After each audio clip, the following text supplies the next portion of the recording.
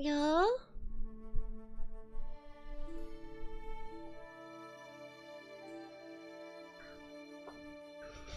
Woman of 9 centimeter long legs. Damn. Damn. Oh, wrong button. Hi, hello. Hello. Hope you guys are having a good day. Hello, I have a very cute fluffy bunny over here. Look at him. He's so cute. He's so cute.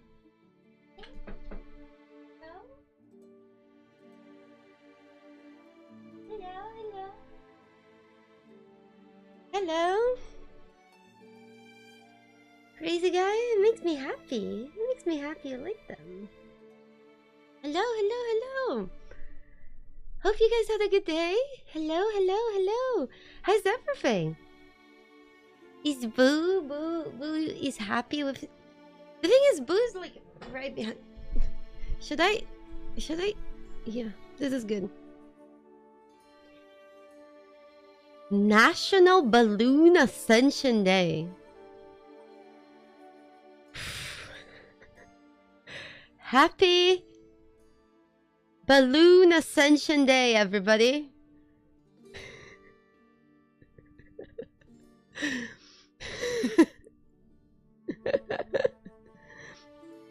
I wonder what's the most stupid holiday ever. Oh, thank you, Spam Filter. That's sweet. Thank you.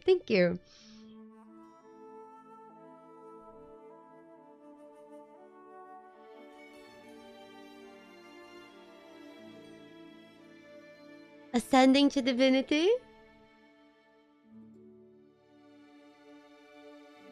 Balloon? Wait, what? Can we talk about balloons for a second?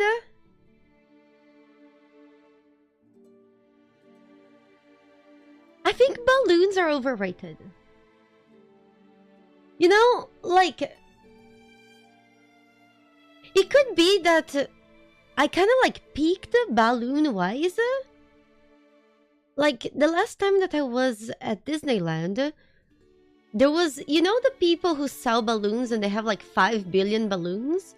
I actually asked them to let me hold all balloons at once. And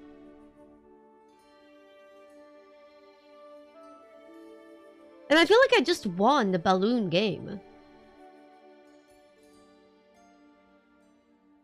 You know, just fly. No, I did not go fly. Thankfully. No flying. Yeah, I feel like I honestly feel like I peaked my balloon mastery too soon. That's a problem, you know? Oh god. I don't know,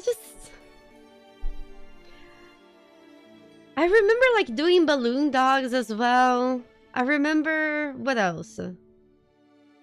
I remember seeing a gif of a bunny humping a balloon and the balloon blowing up. I just don't know what else there is for me to look forward when it comes to balloons. I don't know why the fuck we're talking about balloons. Yeah, my enthusiasm for balloons did burst. Oh, you think I was a kid when I asked to hold out the balloons? Oh no. You're getting the wrong impression, Sir Hund. I was definitely an adult. I literally just asked if I could hold out the balloons. Maybe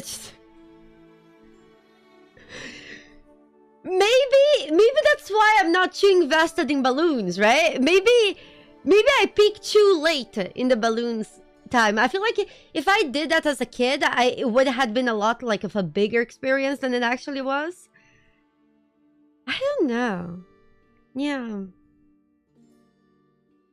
God. Was that your evil twin yesterday? No, I'm the evil twin. I'm the evil twin.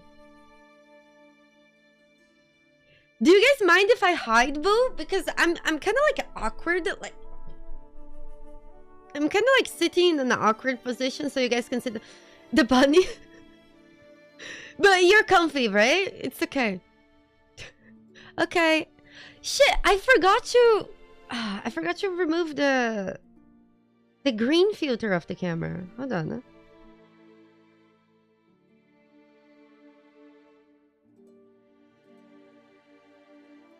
You guys see? Boo's green copy was fucked up. You see? It's transparent. Dang. Dang. Yeah. It happens. Cat versus dog movie was just a Boo propaganda to throw us off the reality of the really bunny threat.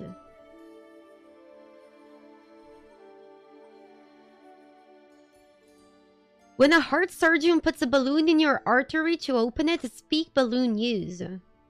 You go? Oh. Thanks, Boo. Okay, but now I need to...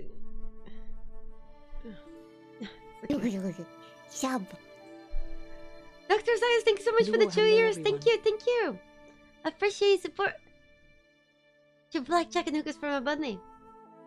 I'm doing good. I'm just like very overwhelmed. There's just a lot going on. Like recently. There was the show stuff and then... No, I did not finish Divinity Original Sin 2. Okay, we'll play Divinity soon.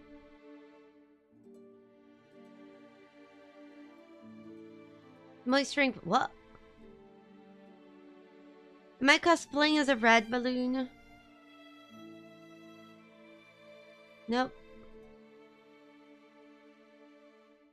It made sense in the context above. I prefer... Is it weird that I kind of like prefer things when they don't make a lot of sense? Polar Bear, thank you so much for your cheer tree for 6 months. That's so kind of you. Mwah, thank you. You got Baldur's Gate 3 and Divinity 2. Wait. You mean Divinity 2 or Divinity Original Sin 2? 99 left balloons. Okay, is there any Germans in chat? There is, right? Okay, to the Germans in chat, what do you feel about... I think it's Nana's song? 99 left balloons? Or... So, do you have strong feelings about that song or nah? I don't know, just wanted to know your opinion. It's a great song. You're not German, Adri. I did not ask for your opinion. Excuse me? I explicitly say the opinions of German people. Okay, I kind of regret asking the opinions of German people because the first German opinion that I see is in German. Well, never mind. Germans will respond in 10 minutes because the internet's slow. It's true, I forgot about that. Never mind. It's a German classic, personally, you don't know. Okay. It's okay. It's fine.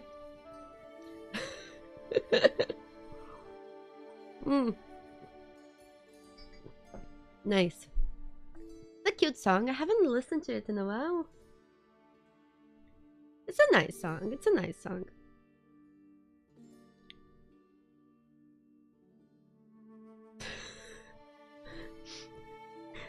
Guys, when I asked German people for their opinion, somebody in YouTube chat said, nice song, and then their next was Ich bin Deutsch.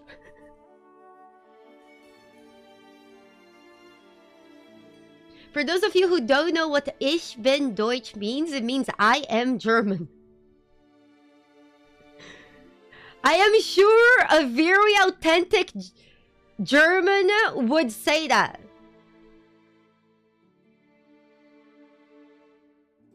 It's very authentic. Does being a German descendant count? No. You know why? Because I'm a German descendant myself. And I wouldn't count my opinion. So sit tight and shut up. Sorry. Please don't take it personally. Oh gosh. Oh man. Can you pretend to be German? Verka? It's the internet. You can pretend to be anything. Have fun. Gosh. Gosh. Ah, man. Gosh. So.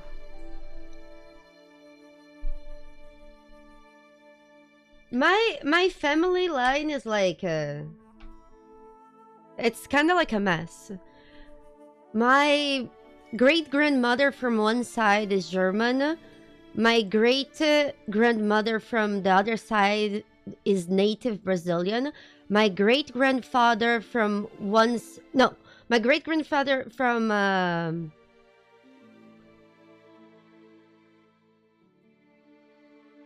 one side is black. My great-grandfather from the other side, my grandfather from one side is Portuguese. I am a mix of all things. I'm literally a mix of all things.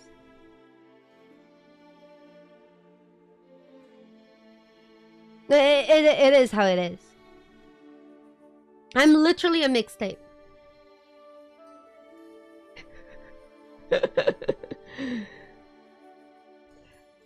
Funnily enough, I don't think I have any French. I think I have Portuguese, German, Spanish. But I don't think any French, no. Sorry. If you put me side by side with my first cousins, you wouldn't say that we're related. We all look very different.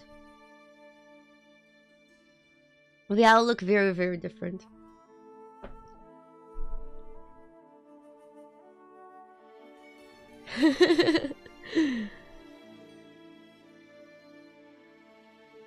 Gosh. Maybe Boo and I are distant cousins? I mean, we both have long legs. Look at that. Look at that leg. You see that leg? Oh, that's a sexy leg. Oh. I don't even have long legs.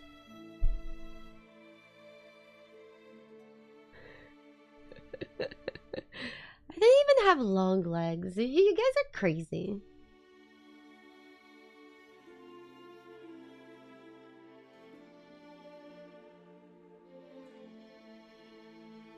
We both have 9 centimeters long legs. Well, let's see. Let's see. I still have the tape here. Hold on. Let's see how long is Boo's leg. According to my monitor.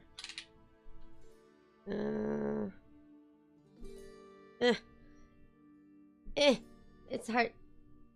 Okay. 3 centimeters. What's a centimeter? Moose, no offense to you, but if you don't know centimeters, that's your own problem. I'm sorry, but I am against the imperial system. I'm against the American system of measurements. I think it sucks. I think it's awful. So you either understand the metric, because I'm not going to entertain any other nonsense. I won't entertain it.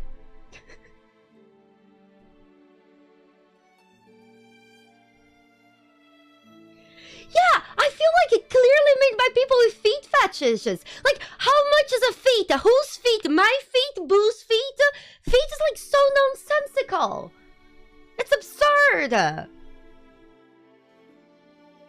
No. I don't understand that. Also, the way that you guys put dates is just wrong. What kind of degenerate person would put the date like that? Sorry, it's just frustrating. Average feet? Gosh. God damn it. I understand when you put the date like the bigger number to the smaller one, the smaller to the bigger, but like when you just mix things up, why? Why?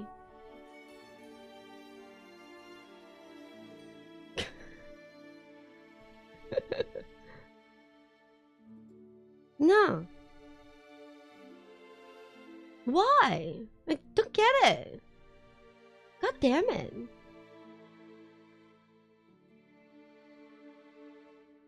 Hold on, I need to message somebody.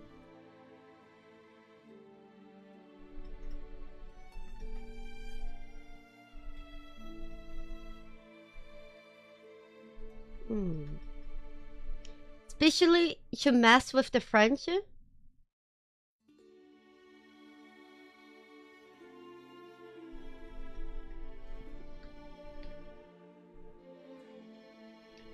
Three counters don't use the metric system.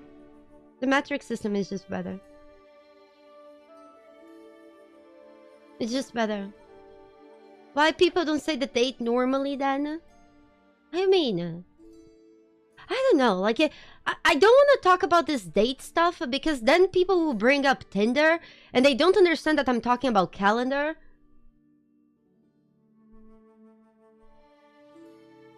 You know, it's just, it becomes confusing. And then people have different definitions of what a date is. It's just gonna be way too confusing.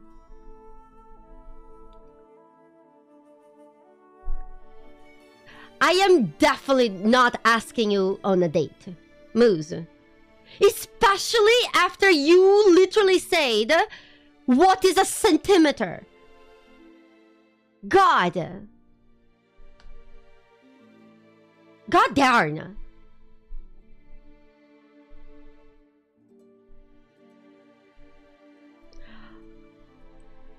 I think one of the things that upset me the most about time in general is definitely time zones. I understand why time zones, but I hate it, you know? It's just too confusing, especially on the internet. BDSM bar.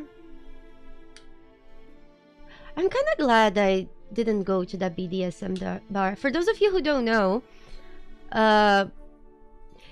you know how sometimes like there is a party and then there is the after party and then people still want to party somewhere? So a group of people that I know, they were going to try a BDSM bar nearby.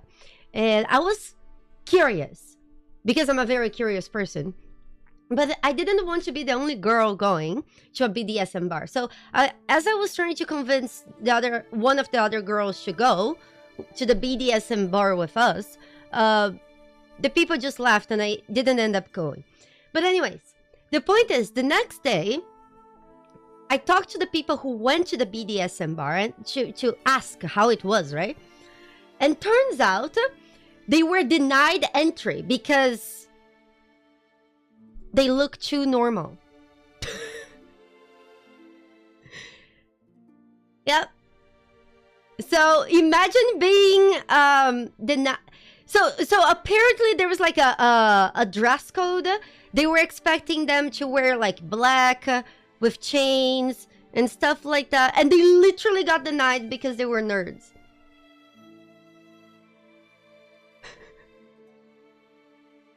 I think maybe the bar had an event, but still. Yeah. It could have been an event. I don't know. Again, I didn't go. It was a person who tried and then they got rejected that told me the story. So, I don't know. Ugh.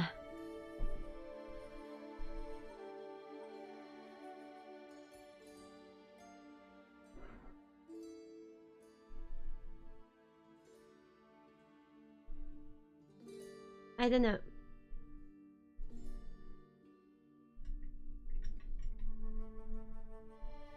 I'm drinking rat's brain juice. Yep.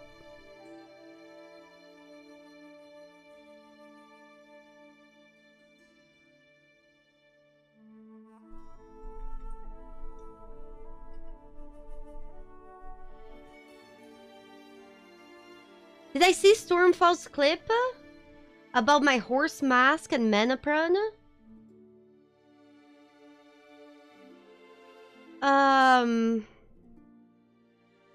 Maybe? Maybe. Would I have sex with a humanoid lizard in real life? Huh?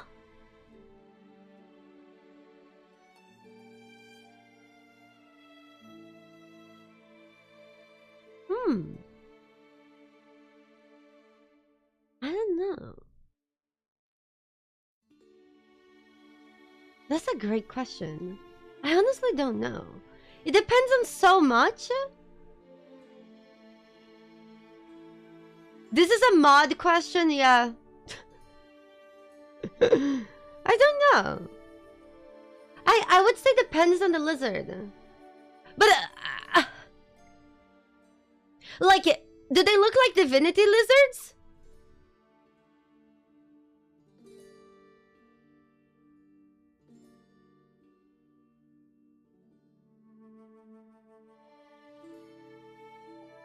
If they look like Divinity lizards, it's a good maybe. If it's a female lizard, probably yes. If it's a male lizard, it depends. It depends. If it's the Red Prince, probably no. If it's that dragon that we can talk with in the Act 1 of Divinity, probably yes.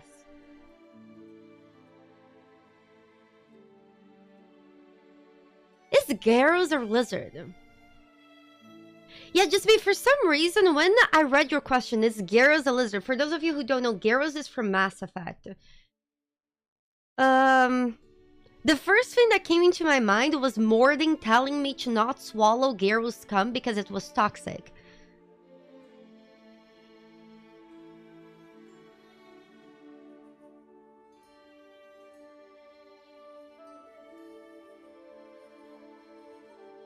It's actually in an in-game line.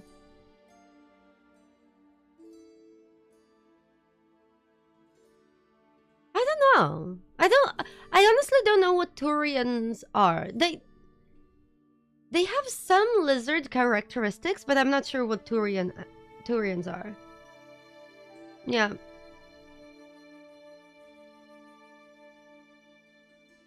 Does Morden give you any alien sexing advice if you're fucking Liara?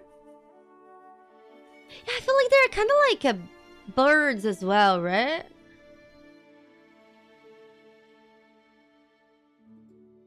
You think it's a mix of a bird and a monkey? God, I never actually imagined the mix of a bird and a monkey. Just the thought of that kind of like... I feel like it's more like... Turian do look like an armored bird. It would be like the hippos of the birds.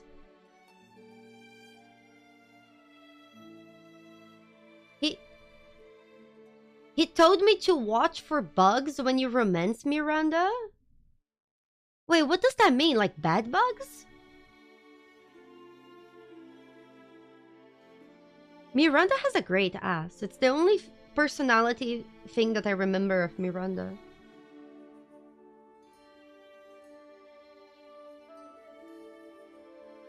And I remember how I played the new rendition, like, what's the legendary thing of Mass Effect? What's the name of that new Mass Effect thing? The bundle thing?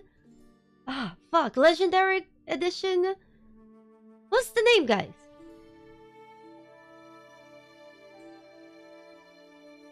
Legendary edition. I remember that I played the legendary edition of Mass Effect, and I installed only one mod. That's the Miranda ass restoration scenes. For those of you who never played Mass Effect, in the original Mass Effects, there were some random scenes, like some random cutscenes, that would literally just be like a cutscene showing the ass of this character named Miranda. And in the Legendary Edition, they deleted that scene. I think it was 1 or 2 scenes that they literally just zoomed on her ass for no reason whatsoever. And I installed a mod to add them in. I don't know, somebody made that decision at some point, so I thought it would be important to keep in the game. I don't know why they would delete the scenes, like...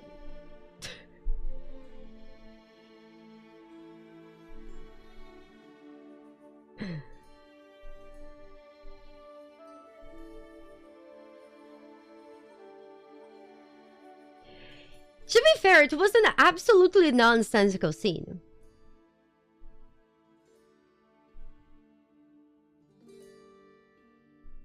What do you mean, no reason? Yeah, it's kind of like no reason because you don't need a cutscene to look at Miranda's ass. You can just zoom in it outside of any cutscene, you know? I'm sorry, but if you need a cutscene to realize that Miranda has a big ass, the problem is on you. You can clearly see that in any other way.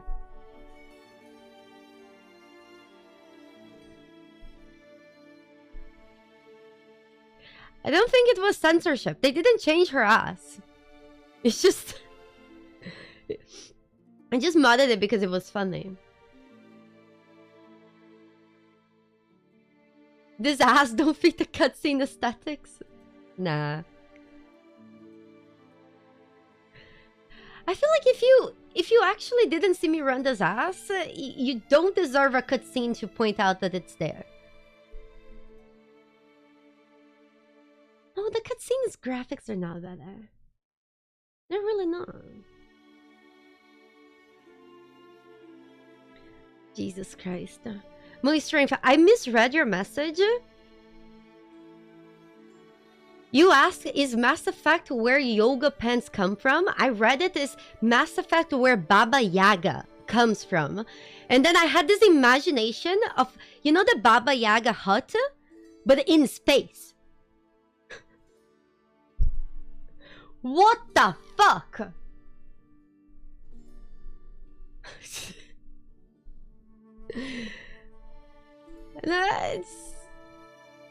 My imagination is kind of crazy sometimes.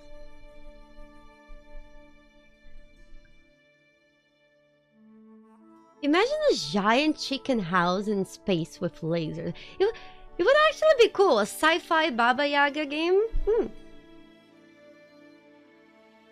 Rico, I have never been drunk in my life. I'm drinking orange tea. Space witches is a good concept. Yep. Hello, Lavender. Hello, hello. Yeah.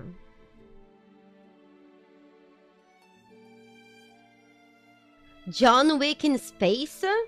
That would be cool. I hate people like you, Divi. First off, Doom Guy was John Wick in space before John Wick has ever existed, okay? Doom Guy was the original John Wick. So I hate when people forget the Doom Guy was the standard before. God damn it. It's just frustrating.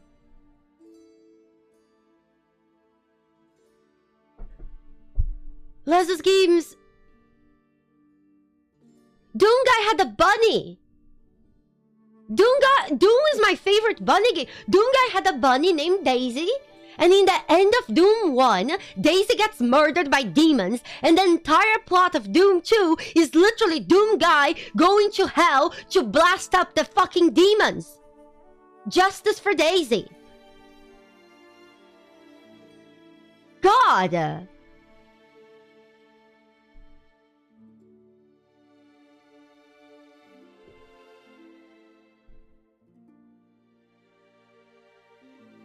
Shab.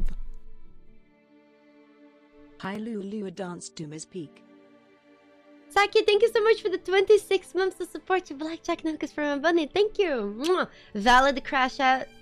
Thank you. Thank you. I know. I know. I know.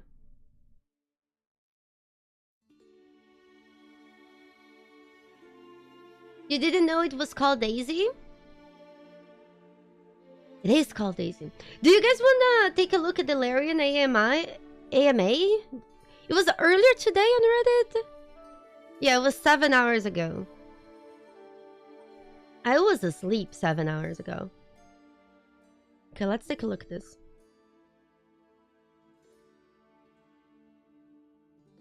Here. Here. I think here we can see everything. Let me just put you guys on the side. Okay, I hope you have been well. Thank you so much.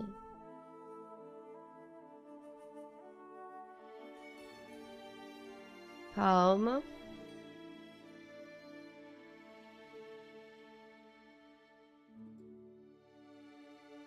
No, I was talking about Daisy, the bunny, the bunny from Doom. I don't work for Larian. I'm sorry. Hold on. Hold on.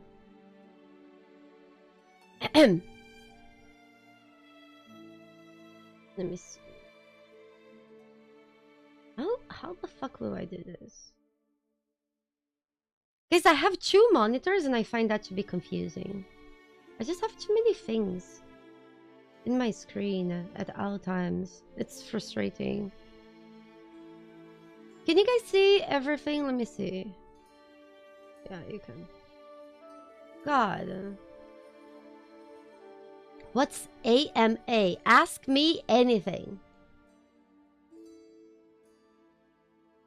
Okay, so that's a wrap. Thanks, everyone. Okay, well, yes, that's it. It's a wrap. Thanks, everyone. Thank you for all your questions. Yep. Okay, well, we're done. Sorry.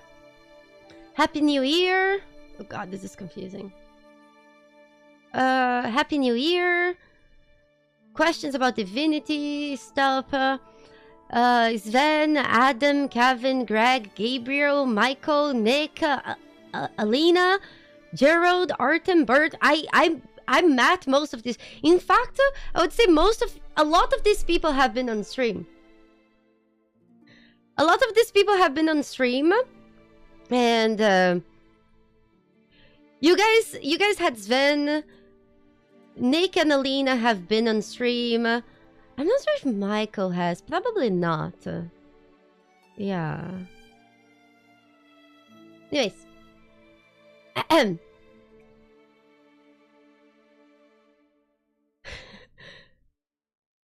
The AMA has now ended. Oh, dang.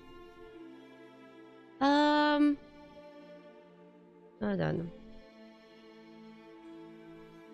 Do I filter by answered? What do you guys think? Yeah? Yeah. I feel like that's what we care for. What's your writing process like? Yeah, I knew Adam would write this one. What's your writing process in terms of planning and accommodating players who like to do quests out of order and hidden little details? The writing process is to embrace chaos, to encourage chaos, to be one with chaos. I can actually see Adam writing this. The first thing we tend to do when playtesting our own situations is to run them out of sequence, break them in every conceivable way, and see how far we can push the boundary of what's possible. The greatest joy is to get to seeing somebody go far off the beaten path that they assume will have lost track of them, and then they stumble across something that we put there just for them. Yeah, I love that. I love that. I love this. I love this, and I think that this is the kind of stuff that makes RPGs worth playing and makes people fall in love with RPGs. When you do shit out of the box and somehow there is something there for you, I just love it. This is one of the biggest things about RPG. And I would say that's not only in writing. I would say in gameplay as well. Gameplay, if any RPG allows you to do stuff, and then you think you're the only person who did that, but then there's something there, that's the best feeling. It's one of the things that make you feel, I would say, like you're not alone in the world. Does it make sense? I feel like that's a good way to put it.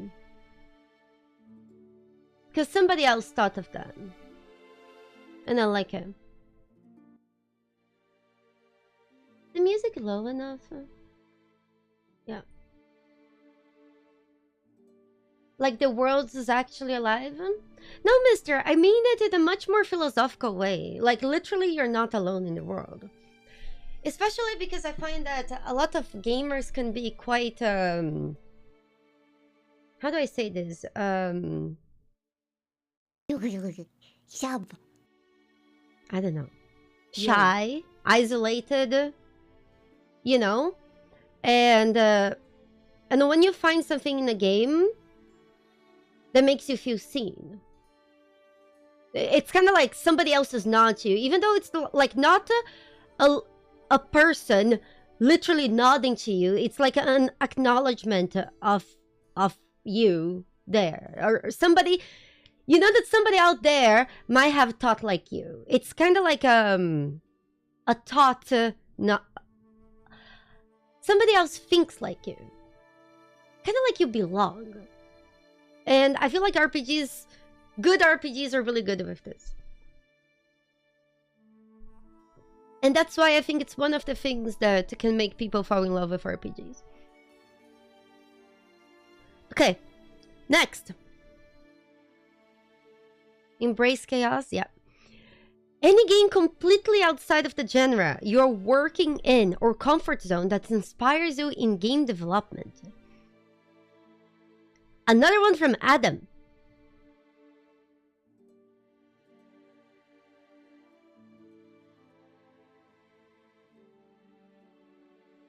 I can't even say the name of this game.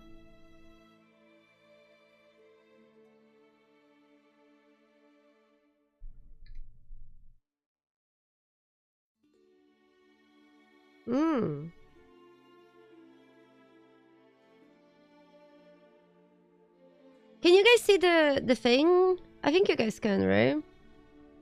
This is the game they're talking about.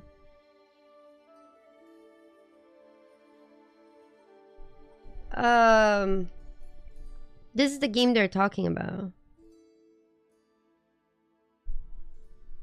It's a supernatural detective. Supernatural detective mystery. This seems cool. Did you guys play it? Have you guys played it? Sick. It seems really cool. It seems really cool. Yeah. Nice.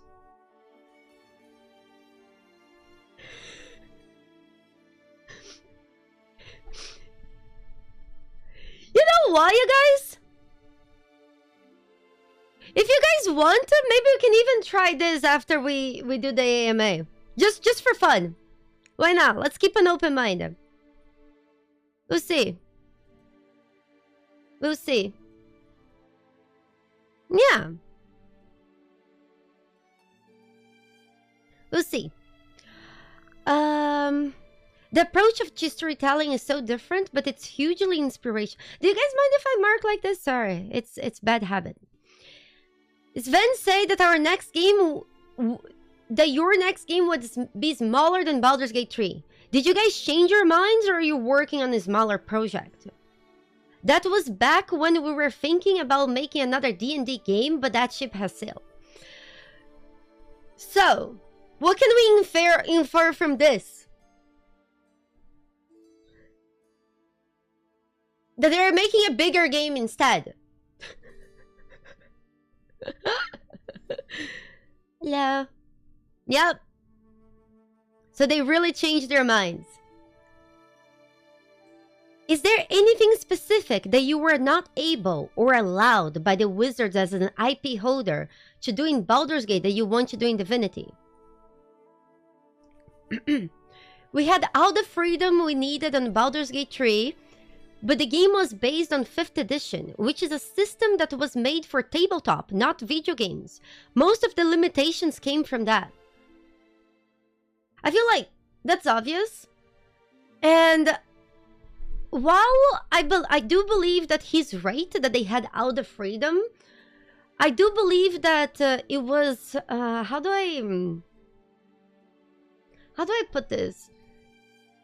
It's not about sometimes about the freedom to do something or not, but having to ask and running by other people. And I feel like that probably took some time, because I assume they probably didn't say no to a lot of things that they wanted, but there was a bureaucracy system.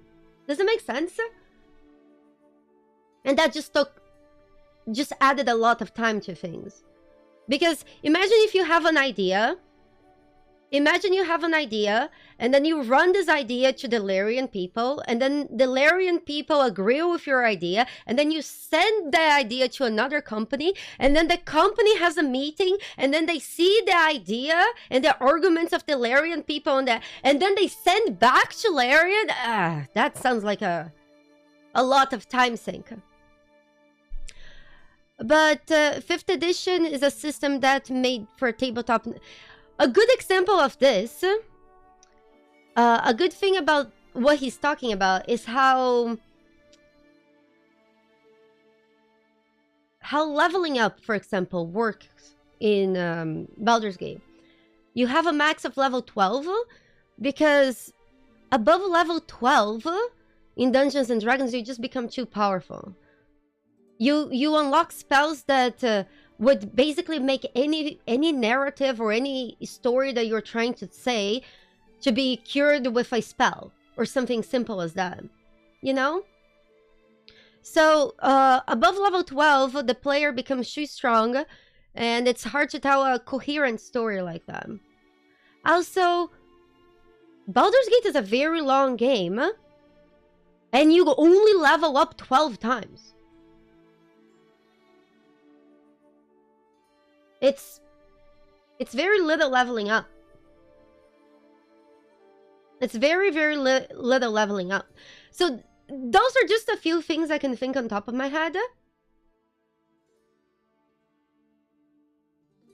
Larian removed some OP mechanics, but then also I feel like Larian also added in some mechanics that were pretty good. Yeah. Like a level 20 in Dungeons and Dragons is basically a god.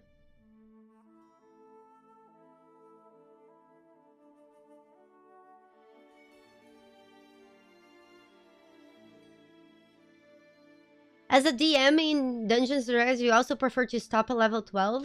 Yeah, it just becomes really hard to add a story that makes sense above level 12. Do we want to hear it more? I also find that 5th edition of Dungeons and Dragons also has like how do I say this? It's a little bit of an awkward spot where at level 12 you become like above level 12 you become really powerful, and under level 5 you're kind of like a nobody. I would say the first 3 levels of Dungeons and Dragons is kind of like... you know? It's just... Another reason is a lot of campaigns and a lot of Dungeons and Dragons games, they start on level 3. Because level 1 and 2 and 3, they tend to be like... Yeah. Anyways. Next. Level 1, I'm not sure you're correct, and knows how to move rocks, and then 20, kill God. I'm a little mad for Larian not making sequels after Baldur's Gate 3. I'm not. I don't know why, I'm not. It could be because I already liked Larian's previous games, and I really like Divinity.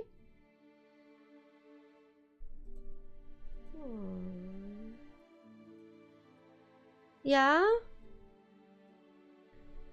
And, I don't know. For some reason, I'm not. Of course, I would love to have a Baldur's Gate 4. But... I don't think it has to be up to Larian. You know?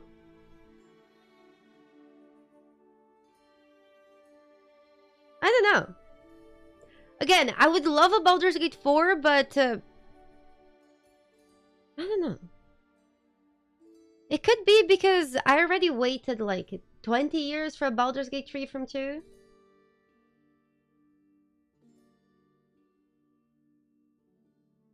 I don't know.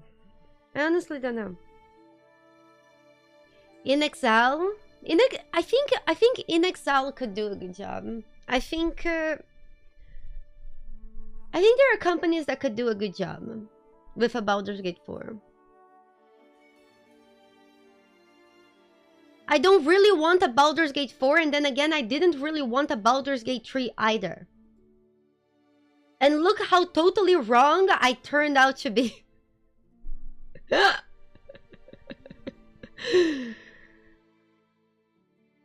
Yup, adversary. It makes me really sad that In Exile decided to move away from CRPGs at the worst time possibly to move away from CRPGs.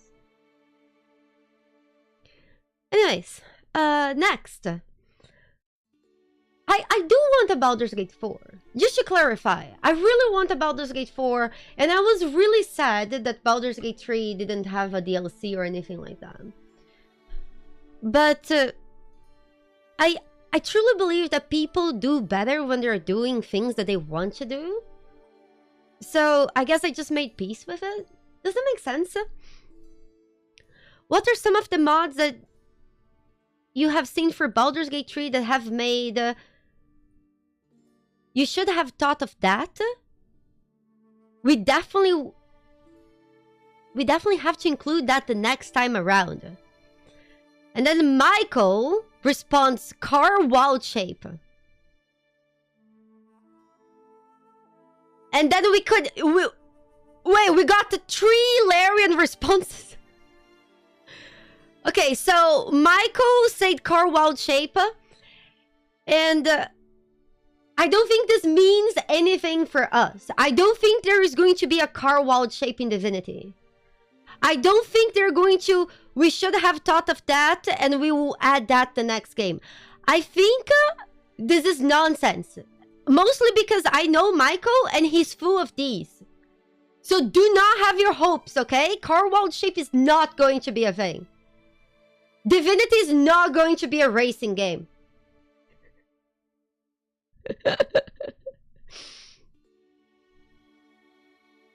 We are taking notes on all of the UI mods for sure.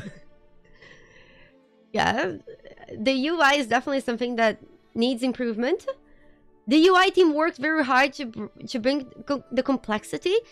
The thing about the UI is that... how do I say this?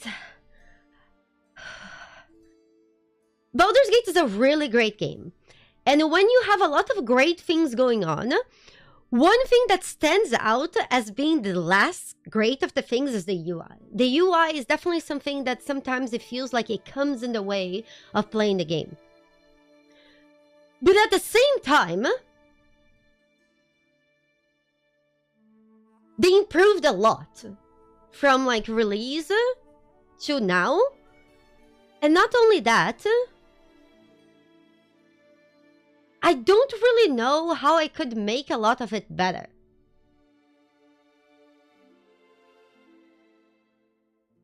There are a few things that I like about the Divinity UI. There are a few things that I like more about the Baldur's Gate UI, and at this point, I'm just like, I'm just not sure what's right and what's wrong.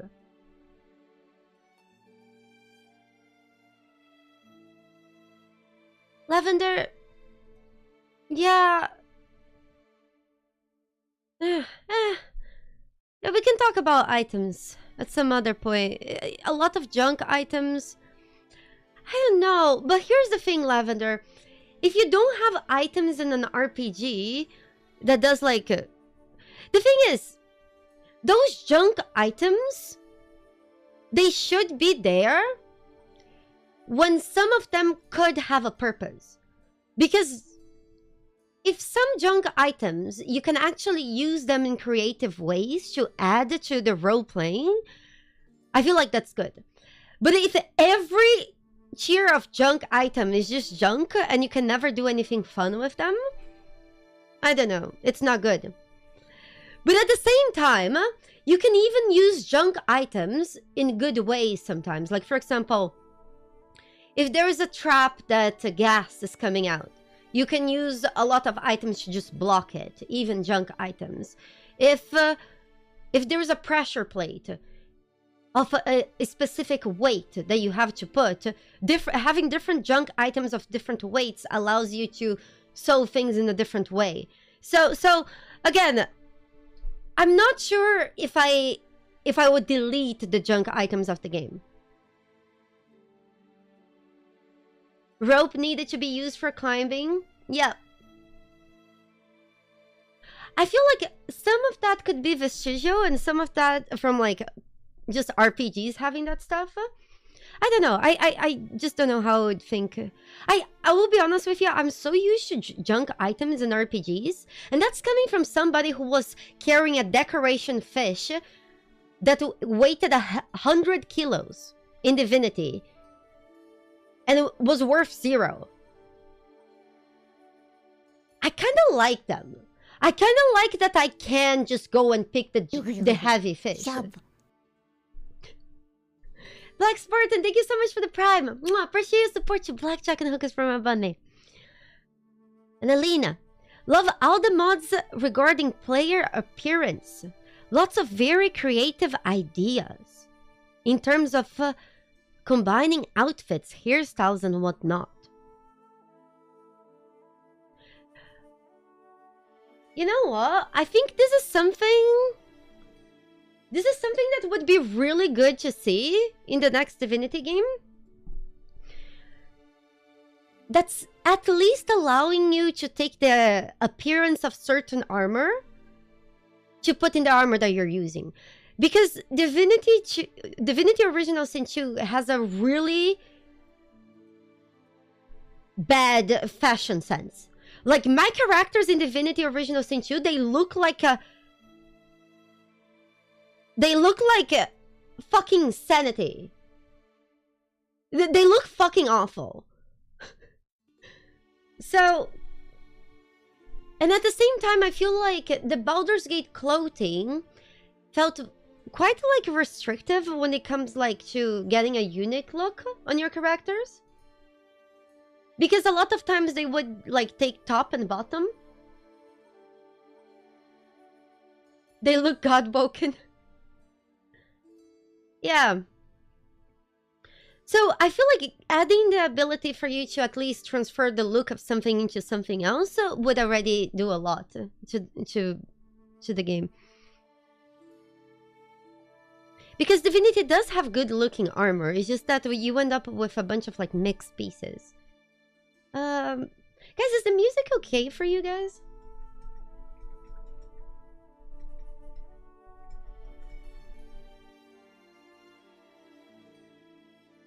Hold on.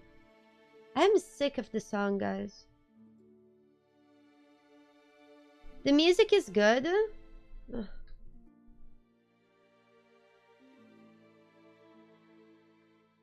Give me 1 second. I can't stand this song anymore. We listen to it too much. Let me swap it.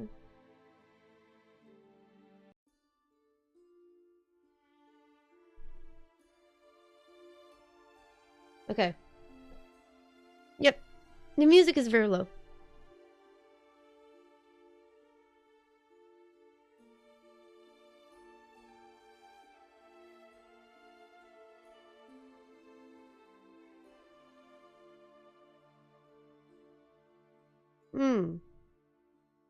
Hold on, sorry you guys. I was just catching up with stuff.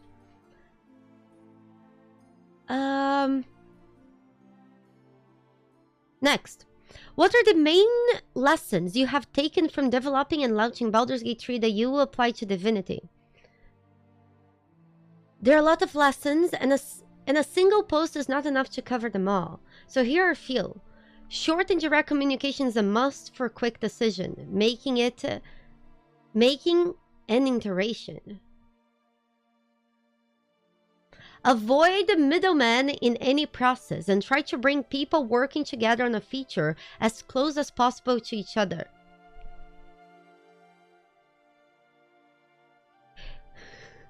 You guys, this is why they're not working with Wizards of the Coast. I joke. Middlemen are gnomes? No, I don't think they're talking about gnomes. I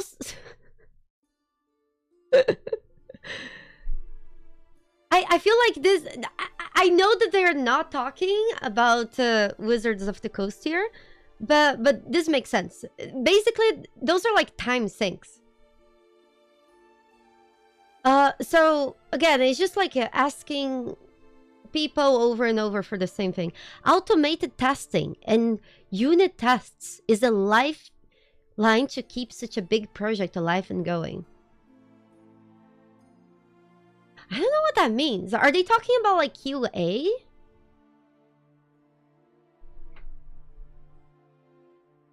I think they're talking about QA. Yeah. Short and direct communication.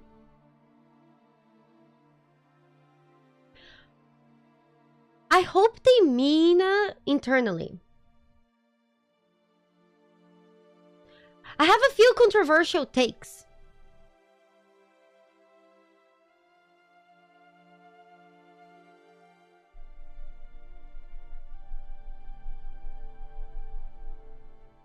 I think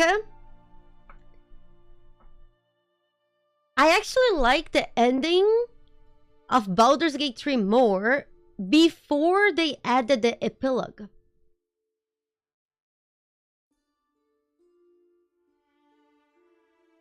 Don't get me wrong, the epilogue was nice to see once, but then it was just... I think it was just too much stuff. I don't know. Because before, the game would end in an epic cutscene and that's it. I wasn't a fan of the epilogue. Nah. I don't know. I think the epilogue... How do I put this? The epilogue makes sense if you're somebody who played Baldur's Gate 3 on release, and then later you came back to the game, and then you loaded your save file, and you got to see the epilogue. But if you're playing in one sit, I find that the epilogue is too much. Does it make sense?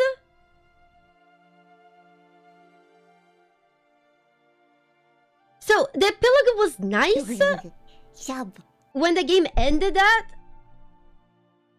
there, and then you can come back later, a few months later, to your old save file, and it was nice to, like, talk with your characters again, and have, like, a new talk to them. But if you play the game in one row, and the epilogue just coming right away at you, I think it's too soon.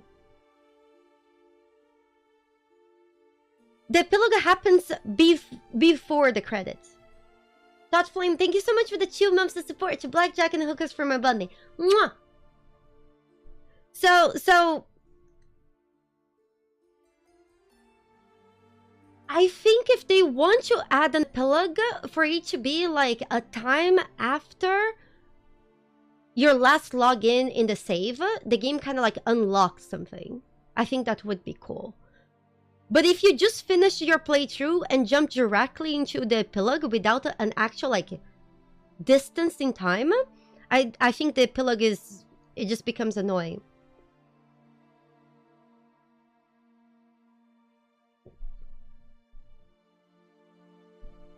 Does it make sense?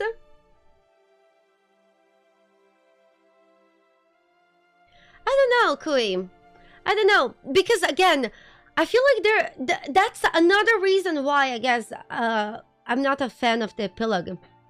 I don't think the epilogue was a farewell. I think the epilogue was kind of like a tease for a DLC or a Baldur's Gate 4 that we will not have from them.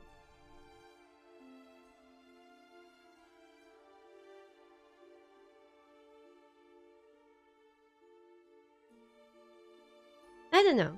Again, I know this is a controversial opinion, and I say this in the sense that there are a lot of things that I really like about the epilogue, and seeing the epilogue for the first time made me happy after like logging back into it.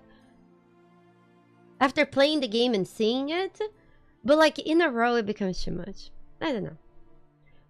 Could also be that since I played the game multiple times, I have a different view on it. As for automated tasks, how do you guys do it? This seems very specific. Yeah, those... What? I don't think they're talking about me.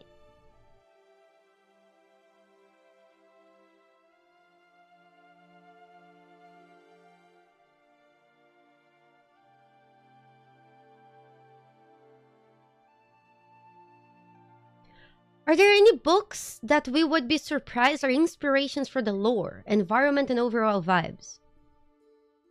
The writing team is constantly recommending books to each other. Makes for a wonderful, eclectic hodgepodge. Hodgepodge? What the hell is a hodgepodge? Hedgehog? Okay. Lots of books. What's a hodgepodge? It's like a mix? Ah, nice. Will the looting system be random and level dependent like most items in Divinity Original Sin 1 and 2? The BGT approach of handcrafting every magic item worked well, and it's something we have always wanted for Divinity Original Sin 2. Something we realized when working on randomized loot for Divinity Original Sin 1 and 2 is that fully random loot is frequently confusing, so we added more and more rules to pre-made patterns to make them feel more intentional. In the end, randomization did not save us much time.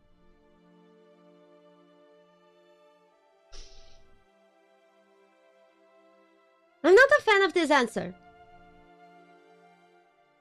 I disagree with Nick. I disagree with Nick.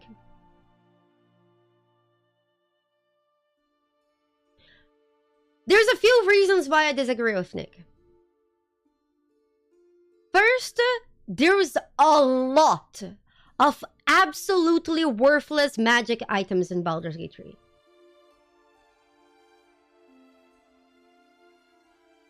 A lot of them. Items that there is no reason for anyone to ever equip them.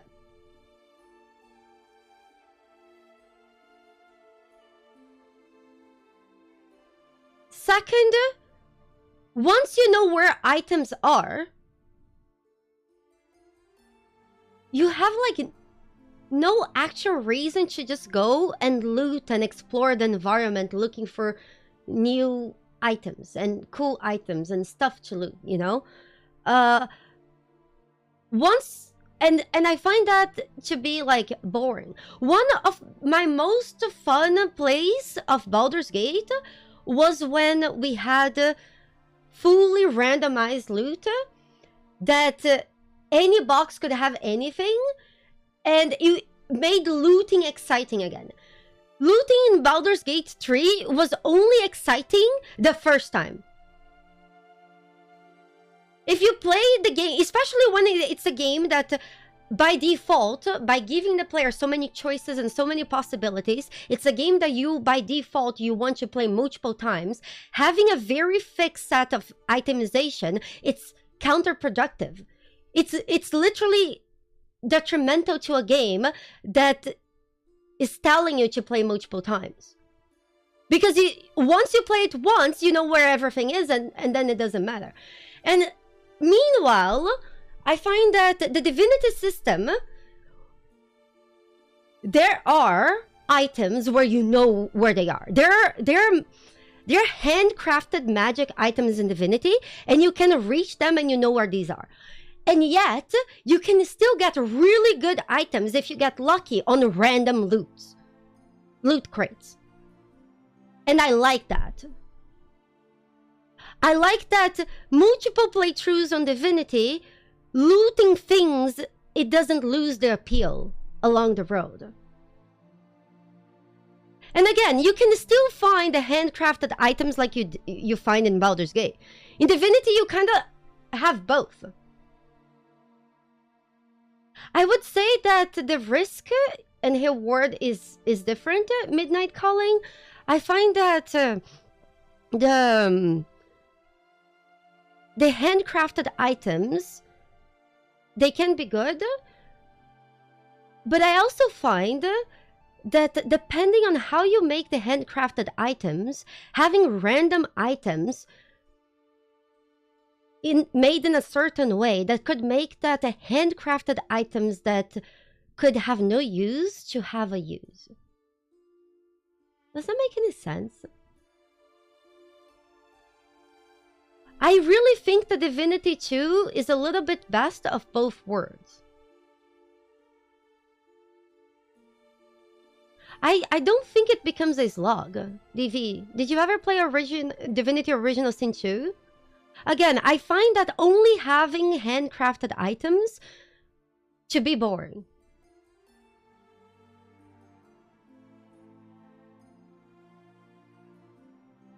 It's cool in the first playthrough because you don't know where they are, but once you know where they are, it becomes boring. And it also makes that builds can be more restrictive.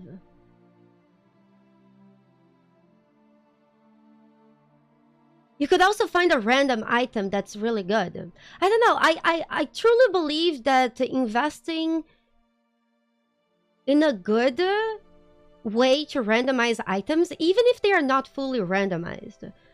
Maybe an item can have like, if an item has 5 attributes, you could have 2 or 1 line that could be randomized with a few things.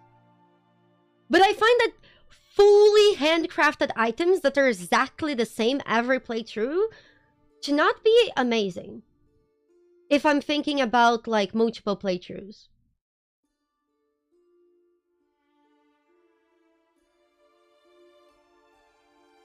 Yeah, you no, but again, it makes gear less appealing. It makes looting less appealing.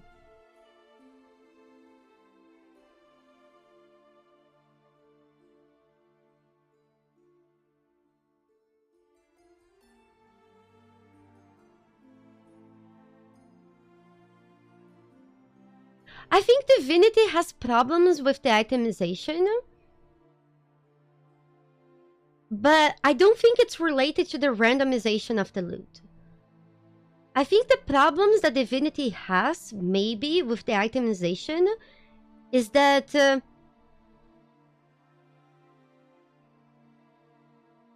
sometimes you're required to swap your weapons too frequently. But that's not really a problem for armor. Hatsutude, you guys, I am not talking about fully randomized gear. Fully randomized gear is awful. If every gear in the game is fully randomized, that's absolutely awful. I'm talking about having handcrafted items and also random items that you can find. Both. Because Baldur's Gate only has one. Baldur's Gate only allows you to only find handcrafting items. And I find that the Divinity system to be a lot more interesting than that. Because in Divinity, you can have both. You have the fully handcrafted items, and there's a lot of them. And there is also the randomized item. You have both options.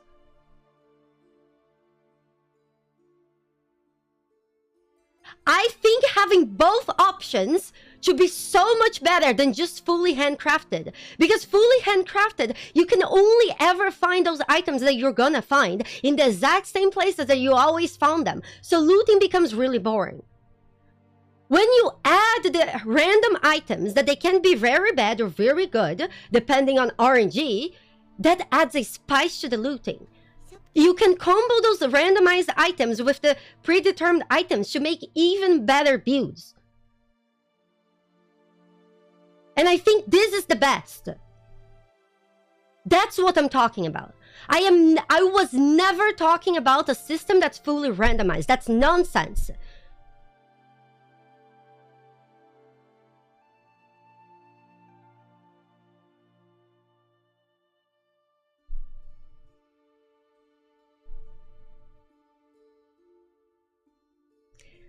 Manor, thank you so much for the 5 gift subs. This is kind of you.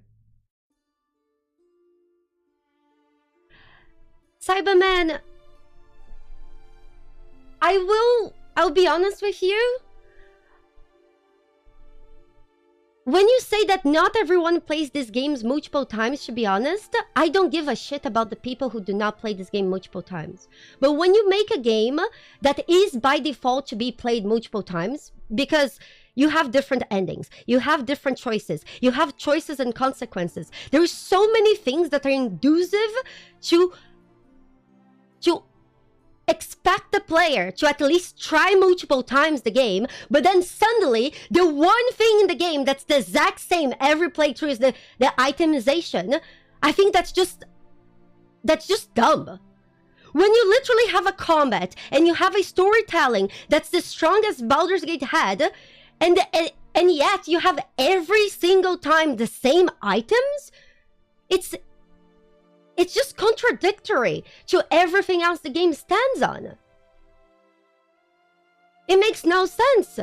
So I don't care if people will play Baldur's Gate once or twice, but the game has already 500 different systems that validate multiple playthroughs. Why not items as well? It's the one thing in the game that's not randomized. And I dislike that. It's the one thing that actually I believe it does not make sense. It goes against playing multiple times for the story. It goes against playing multiple times because you want to try different builds. It goes against everything. So the items should not be only handcrafted and static. It just should not. There should be the handcrafted and static items, but there should be more than that. I would say the game needs the randomization. Sorry, I have very strong feelings about this. I didn't realize that.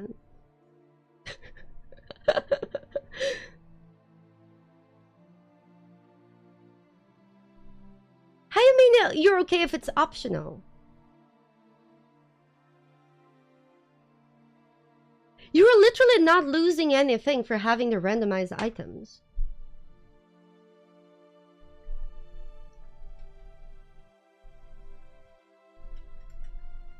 Hold on.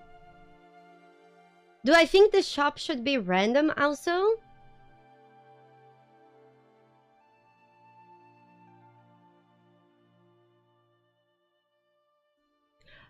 I don't know how I would make the shops.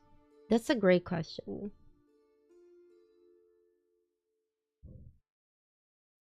It does affect replayability, it's certain. Exactly.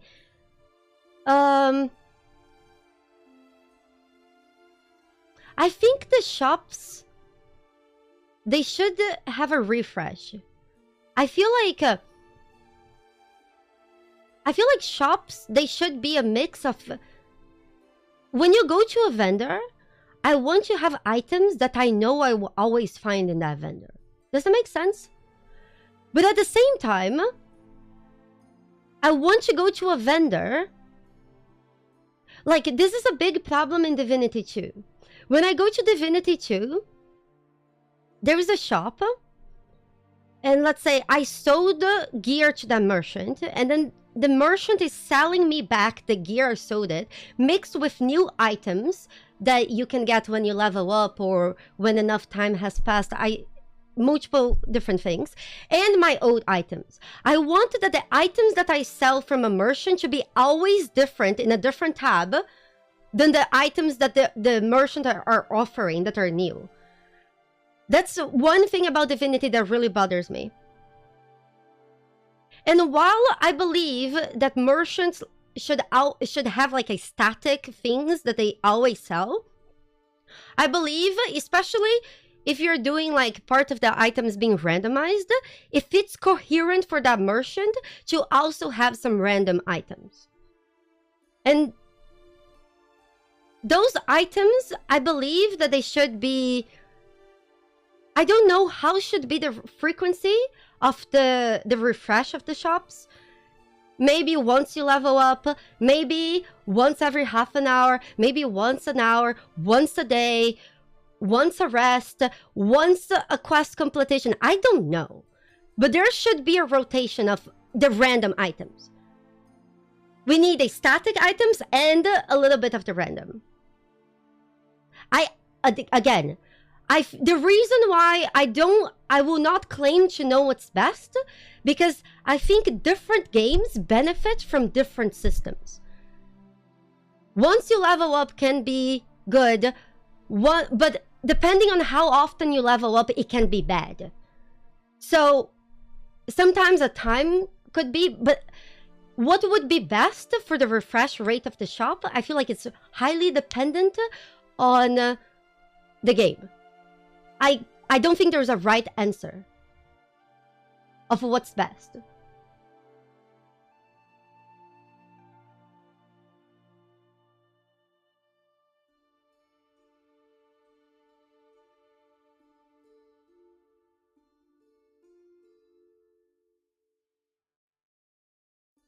It can also affect multiplayer because it can happen that during you want the same item. Exactly, Oscar.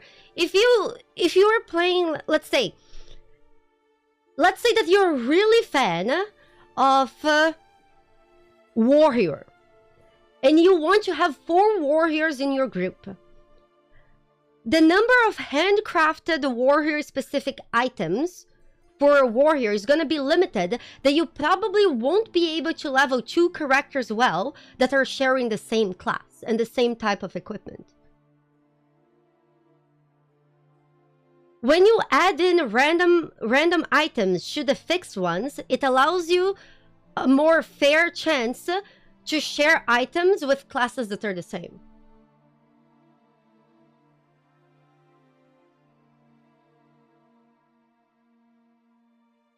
And I think that's good, because sometimes it's not even about class. Sometimes it could be that different classes share even the same attributes, and they could compete for items. And that can be annoying.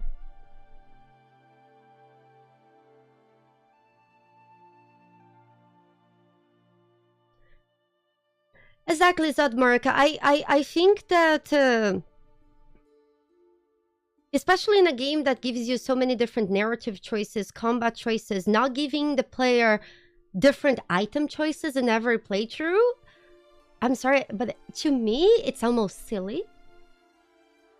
It's almost silly.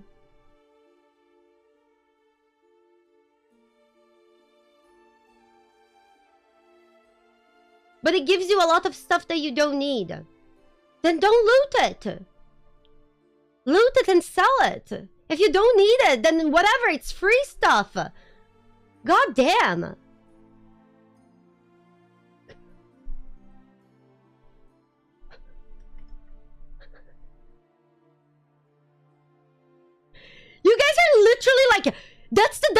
have a first world problem. But I have a lot of items.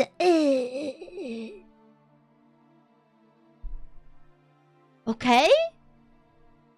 You prefer not having any? Then just don't loot. Don't pick anything.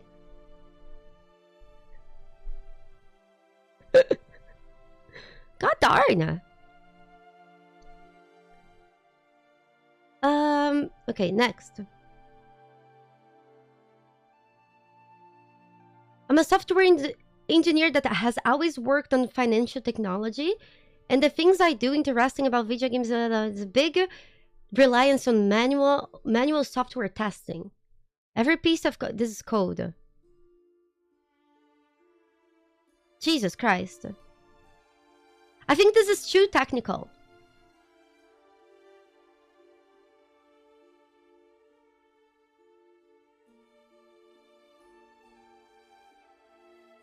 I think this is too technical.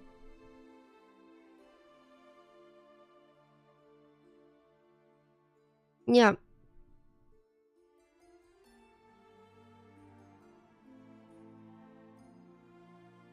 Yeah, this is a very technical keyway talk, which is very interesting. Don't get me wrong, but I would just feel like we would have like a trouble having an engaging conversation about this.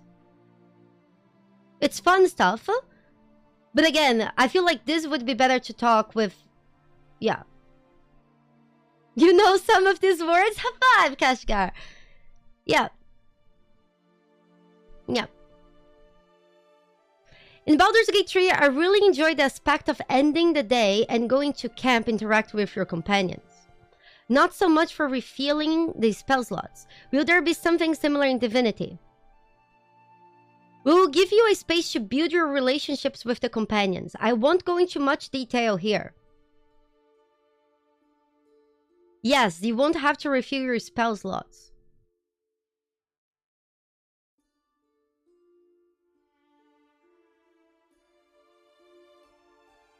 You know what I think it would actually be cool?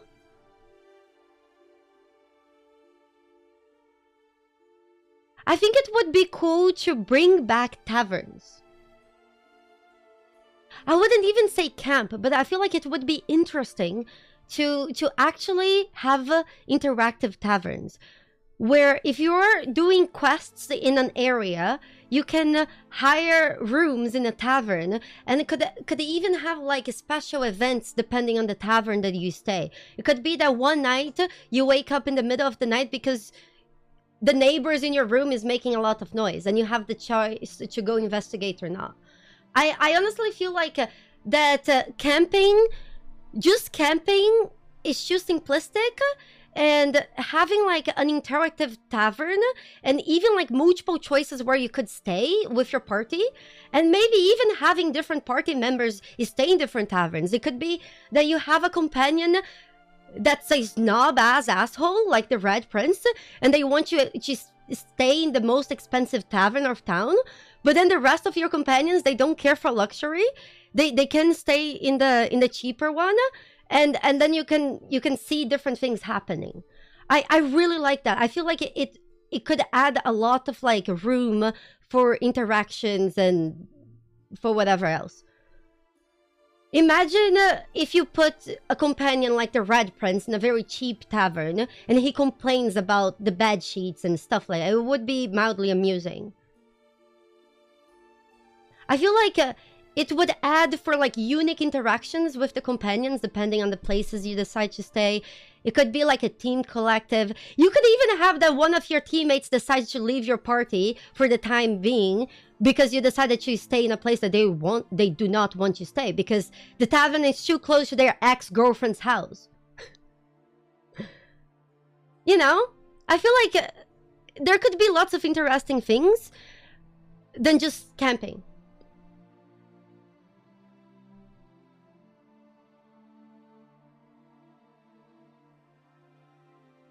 Or the opposite could also be true. Imagine if you have like a companion that's married or has a family, and while you were staying that town, they would just go stay with their family. And if you're really like friends with them, you can also share their house with them. And then you can hear like, you can discover of this companion's dark secrets. Because they're really nice and they have a nice family. But then as you start exploring their house, they have a basement full of like chopped up body parts and stuff like that. And then you're like, wait, this person is not who I thought they were.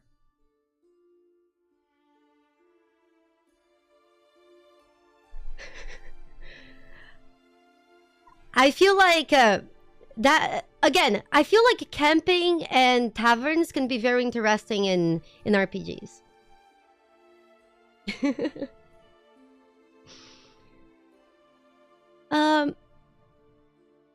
How you handle the canon issues that Divinity Original Sin 2 introduced? It basically acted as a soft retcon of the series. Will the new Divinity continue with the new lore, or you will try to reconcile with the previous games? It's in the same continuity, but it's the standalone story. Long-term Divinity fans will find lots of familiar things, but it's never just fan service. It has to serve the story we are telling. The Divinity universe is full of weird and wonderful characters. I'm really excited to be part of that legacy.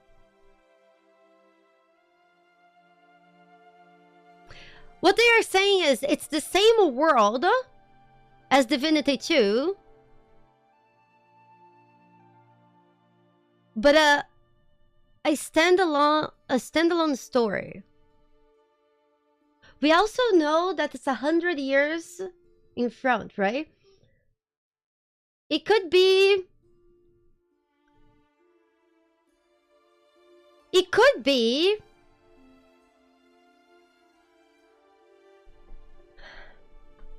I don't know. I could be wrong. But for some reason, his response reads to me in the sense that... most characters that are actually involved in the Divinity story so far, they will probably not return. But there is a very small chance of a few that do, if they are relevant to the story.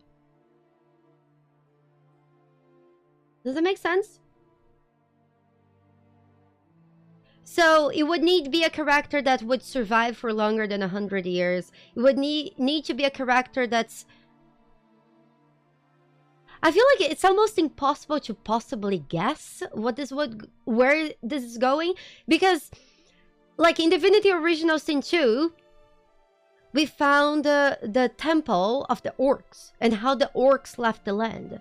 What if they decide to make the game closer to a place where the orcs are and further to where we are in Divinity Original Sin 2? So there could be some places that we revisit, and revisiting, there could be a possibility of re-seeing some people.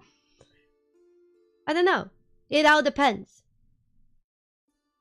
It literally all depends what they will do. And it could be that it's early enough in the game that not even Larian themselves know, and I feel like that's part of why his response is so broad. His response is literally broad enough to not cut any possibility out. So it could be that they are not set... well, it could not be. It's absolutely certain things are not set in stone at all. With each game, you have improved in writing a story and narrative for your games. What are some of the things that you would like to improve narrative-wise compared to your previous entries? Companion relationships. Firstly, to have more interaction between companions, not just with more and better banter. It's true, they do need to up their banter game. Some of it was good, but I find that the banter in Baldur's Gate, it could take a level up. But to have them develop deeper relationships with each other, just as they do with players. You know what would be cool? Imagine if you have like companions in your party, and there is a situation where one of your companions will die. One of your companions, part of their story is that they will die. But if you happen to have met another companion that vibes well with them, and if they had the chance to form a strong bond, there could be that this other companion could somehow save the companion that's doomed to die.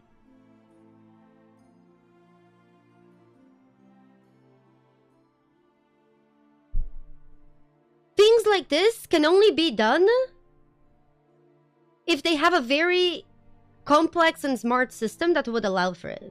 And I feel like things like this could be an evolution. Secondly, to ramp up a player friendship and romance more subtly. So relationship building feels natural.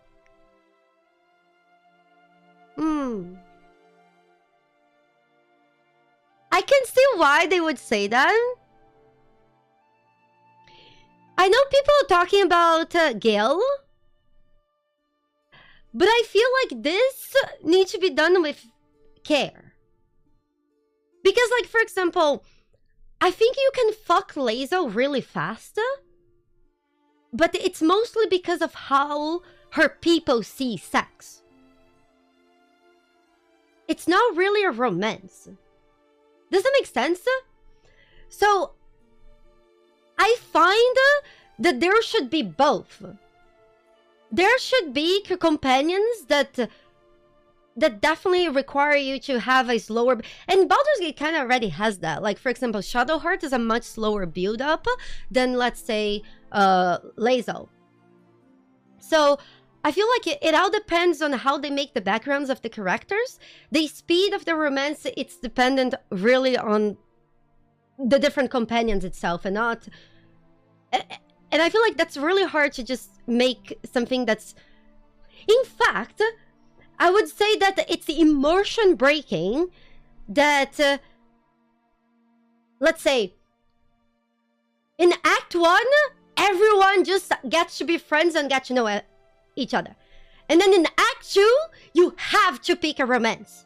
Because suddenly, in Act 2, everyone is horny. And then, in Act 3, you have the final sex.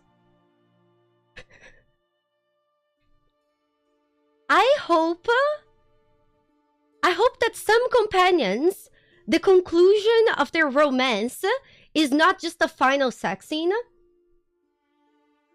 Because one of the things that I really liked about how Baldur's Gate did romance is that a lot of times they nailed actually intimacy. In a lot of games, romance is just literally sex scenes. And if you want to watch porn, there are places for that, right? So I want the romance, and I would say not even romance. I would say that romance is the wrong word for this. I would say the companionship, the bond that you can have with your companions. There should be like room for things that you could have a fling. You could actually become their best friends. I wish that you could actually get to know a character deeply without necessarily having to fuck them.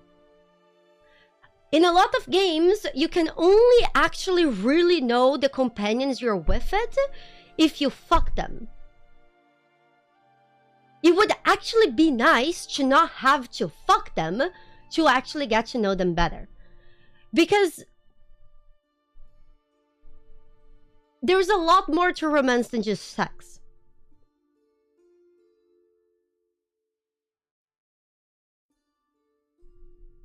Yeah? Again, that's why I feel like there shouldn't be a time where companions simply want to fuck. It should be based on each companion. Each companion should have its own possibilities, and how fast you get to romance somebody or be friends with somebody, that should be not like a... It should not be equivalent to where you are in the main story. It should be equivalent to what would that companion feel like. So some companions, the romance should be faster. Some companions, the romance should be a lot slower. Some companions, they should be easy to become your friends. There are some people that are easy to become friends with, especially like if your characters have similar like world views. Those people can become quick friends. But then there should be also a harder path for friendship. When people like are more shy, more like they're more like less trusting of sharing with others the things in their heart, it should be a longer road. Yes, so I believe that the time should be completely relative to the companions' personalities.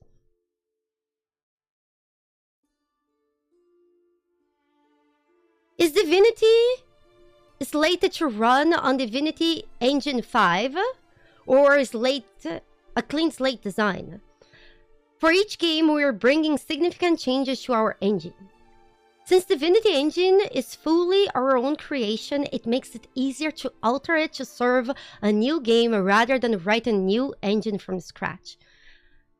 I love that. I just love that. This gives me like tingles. I wish there were more games built with this in mind.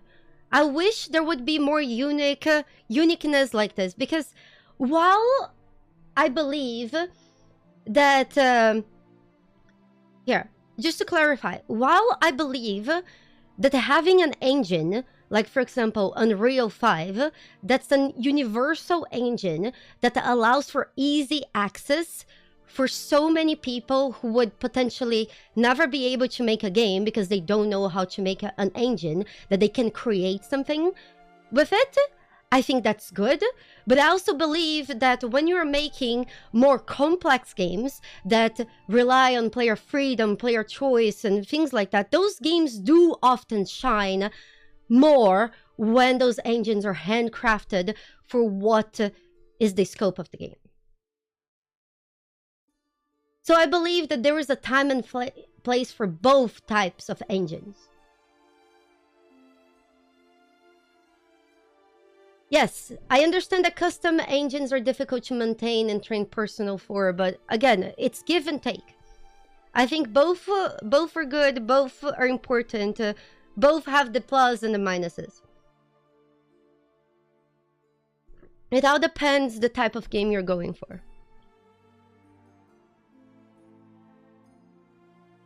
I would say that ultimately it doesn't have right or wrong.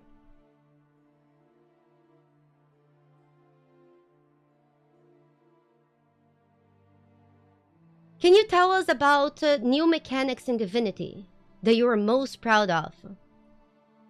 There was something that bothered me when I explored the starting areas of Divinity. Oh no. Do you guys think Nick does not like sand? Maybe I should finish reading his response before assuming in the first sentence that the next game is not going to be on the beach, right? Oh god! It stares you right in the face when you think about it. Oh no! He's talking about the beach! In Divinity, I can finally do the thing I wanted to do in every previous game. Guys, I feel like, I don't know why, but I feel like the beach start after... It could be... Do you guys think that we will start on land, get on a ship?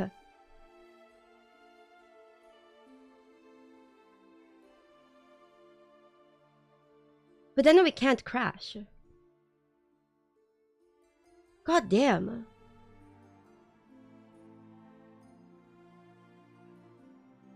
I think it's swimming! You guys are right!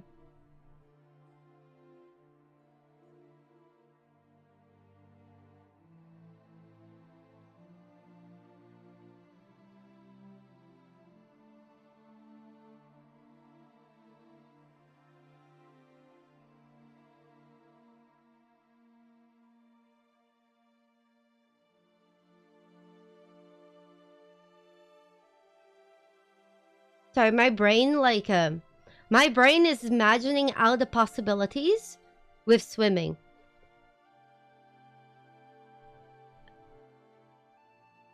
And my brain went really far. Like, I started imagining underwater battles where I could delete the water around a boss's head and it would suffocate because it was a giant fish that needed the water. I started thinking of the possibilities of somehow taking a fight that's underwater to above water and floating things and killing things on top. I went like in a complete sidetrack in my head by just reading the word swimming. It could be that he just literally means swimming. I imagine a whole underwater combat system. I imagine a whole underwater town. I imagine the ability to breathe underwater. You guys have no idea what went in my head in that 30 seconds. My brain literally went all the way doing the side quests. The potential is great. God. Sometimes my brain does crazy stuff. I think an underwater location would be cool. And Puppet Head, I do not only think that an underwater location would be cool, an underwater location would be also quite interesting because I assume it's part of the world that hasn't been explored. So let's say if they want to introduce a new race or a new species or maybe something that was created in the world that was not dependent on, I don't know, the gods. Something that existed independent of the eternal. So, I don't know, something completely new. Underwater could be it. It could literally be a whole plane of exploration. It could be like, for example, reverse mermaids. Imagine a race of reverse mermaids.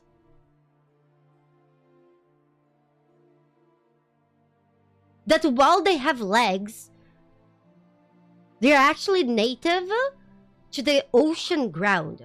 That's why they actually have legs instead of fin. But their heads is still a fish because they still need to breathe underwater. Reverse mermaids confirmed in Divinity! Dude! I'm so excited. I can't wait to romance a reverse mermaid.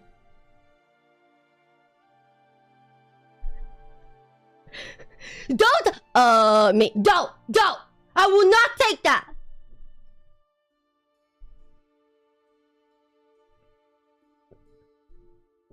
I will not take that. I refuse.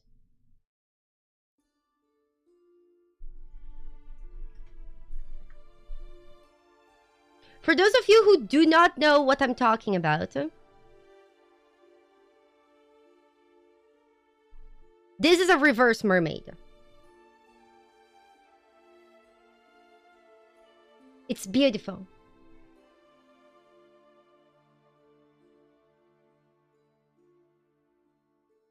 Here is how a reverse mermaid moves.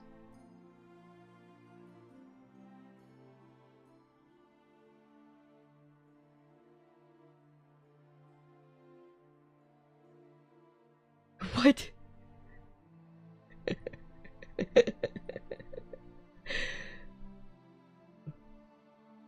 Hold on. Let's go.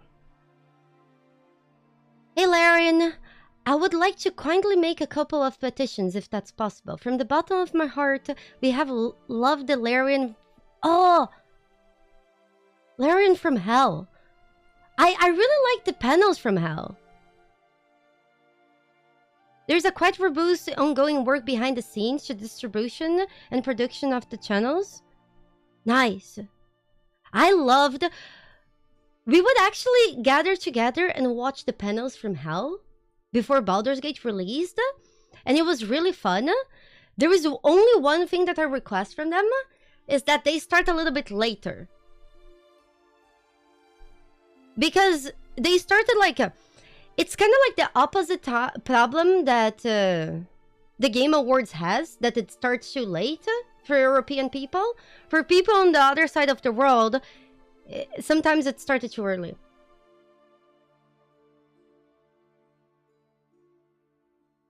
Cool. Will there be co-op planned for the release? I mean, duh.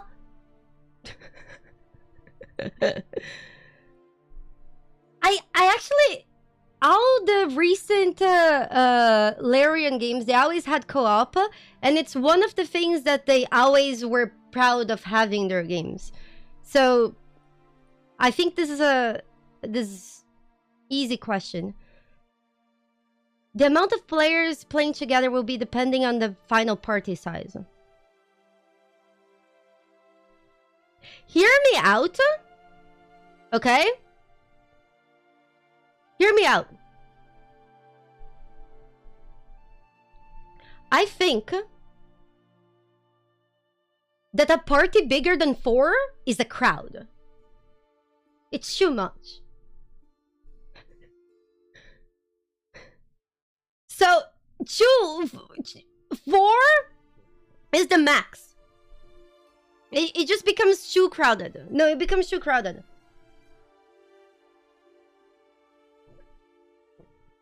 It becomes too many things for you to control. Especially if one of the people control... Okay, imagine 4 summoners in your party. And each summoner has 10 minions that they control. I think 5 is too much. I think 6 is too much. But can we make a compromise?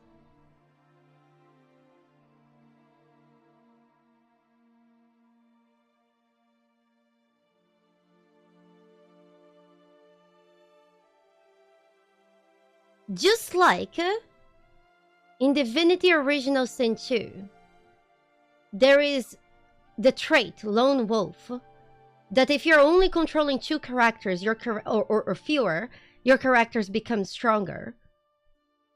It would be also cool to have something that's the opposite of that.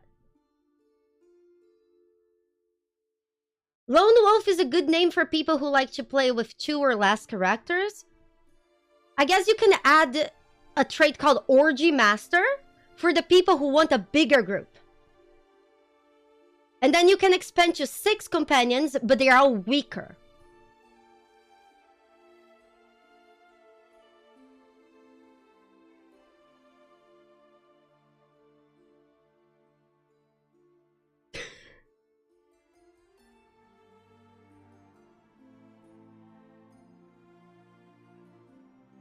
I don't know. But again, I am only bringing this up because some of you guys wanted a party of 6 people. But I honestly think you're wrong. I was just being diplomatic. I think 6 is a crowd. 6 is too many.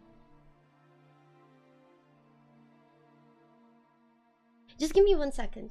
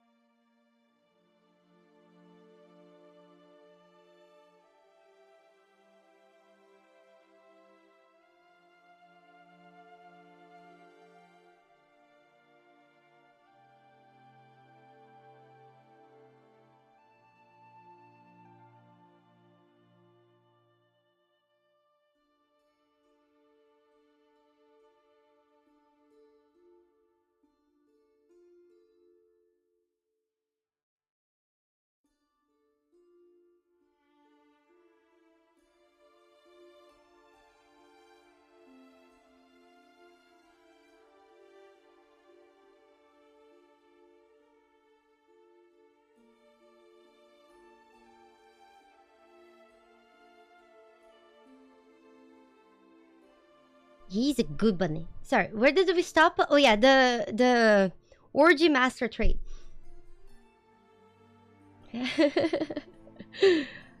Hello, hello. Okay.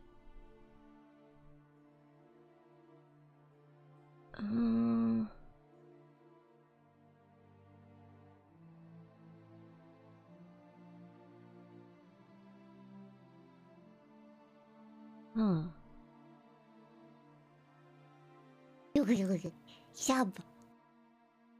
Hold on. May the Bnewies be with you and Boo. Lou Jibe.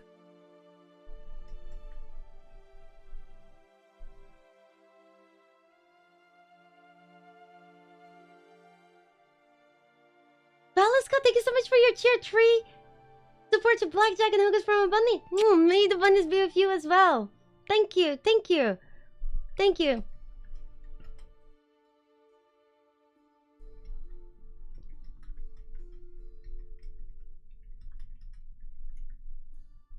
Hold on.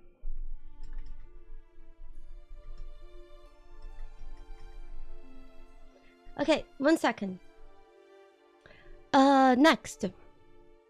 Valeska, thank you so much. I can't believe it has been 28 months of you calling me a hobbit. Thank you. I was thinking about some other things about co-op, but none that I could think was actually a good idea. And I realized that I do not co-op enough to be able to give any input on that. Except that I really think that more than 4 players for a game like this is too much. Just too much. Tonally speaking, how different will be the new Divinity from Divinity Original Son 2? Love you guys, by the way. It's more grounded, and you might have picked up on some folk horror vibes in our trailer.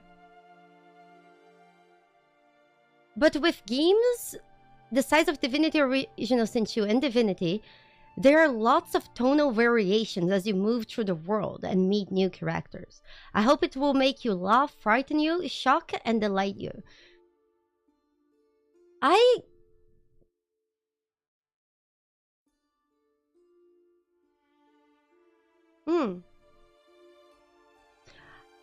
actually think that I personally thought that Baldur's Gate's transition of tone between Act 1 and 2 was pretty good. Does it make sense? Because one was very bright and the other was very dark, and I like the tonal differences between the acts. So I hope there is more of that. I hope that I just hope that they're like different tonalities like that. Yep. Just one thing before I forget.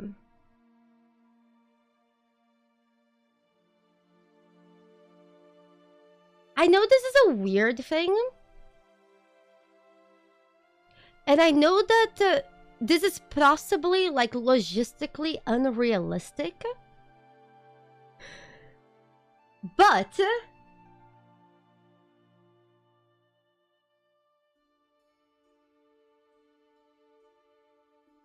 I kind of wish the game had like 20 companions.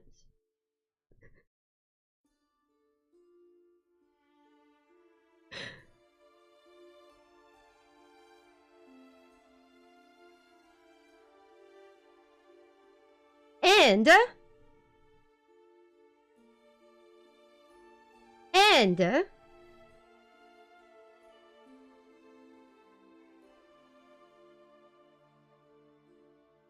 I know this is very unrealistic, okay? Of course, I'm saying 20 is an exaggeration, but in the sense, I believe that having a high variety of companions should be very valuable. And I'm really fucking hoping that they don't market every companion. They don't show every companion. There is just, to me, there is just like, you know, the surprise that you can invite somebody to your party. And you're like, wow, I can actually make friends with this person and I can invite them to my group. I kind of miss having that feeling. I want to go do a quest and find an unexpected companion.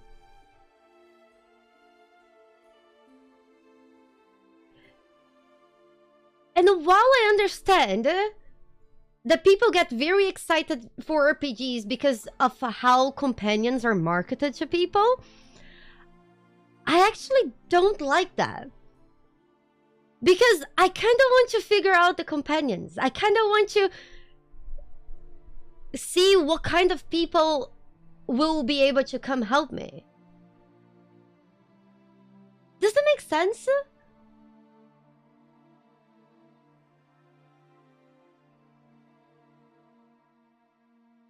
Never mind, I cannot... It's not about spoiling it for myself. It's just that, given the position that I am, it's literally impossible for me to not know if they market it.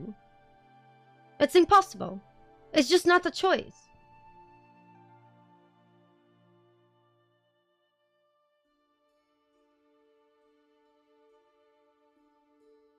Here's the thing.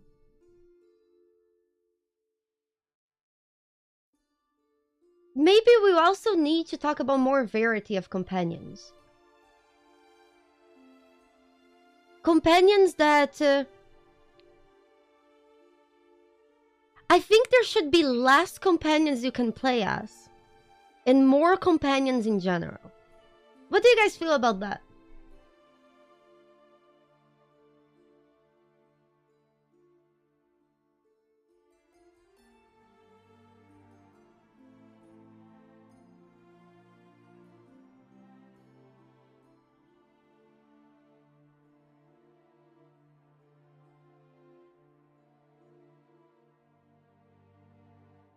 I don't know.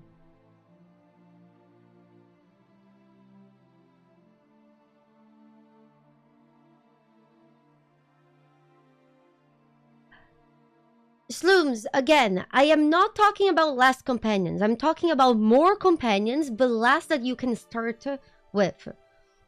More companions overall, but less that you can play as.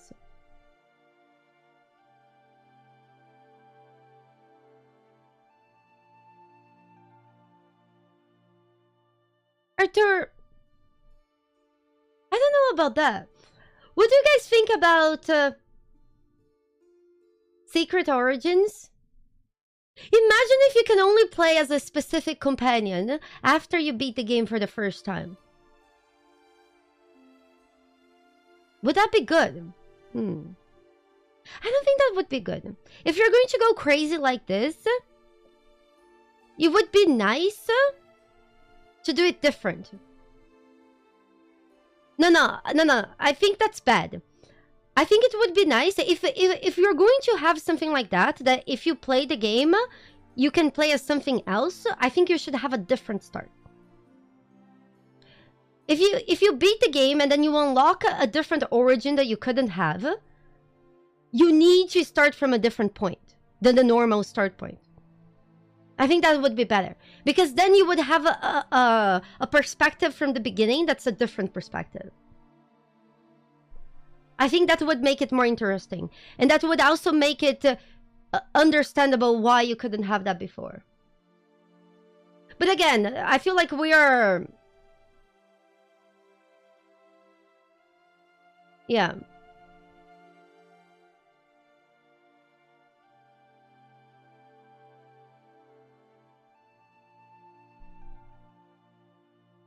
Yeah, again, I feel like it would be nice to find more companions throughout the game that you do not necessarily need to play as.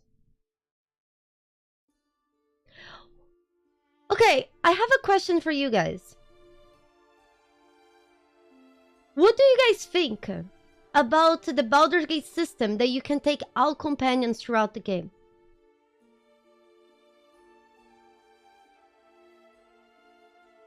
And keep them in your camp?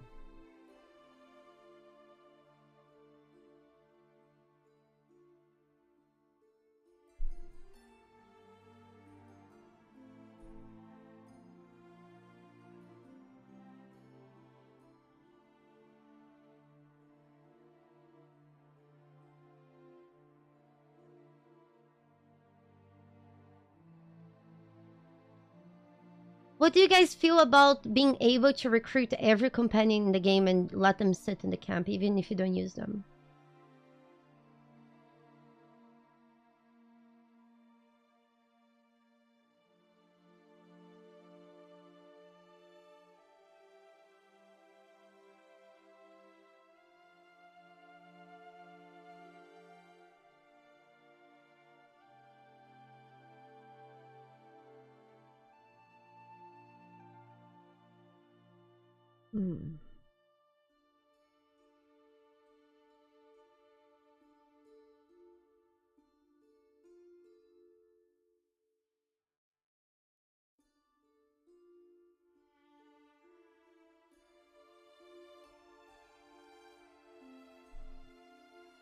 Hmm.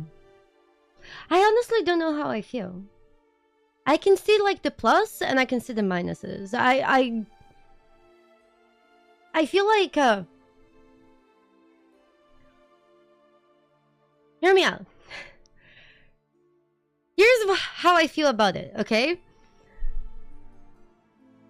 If the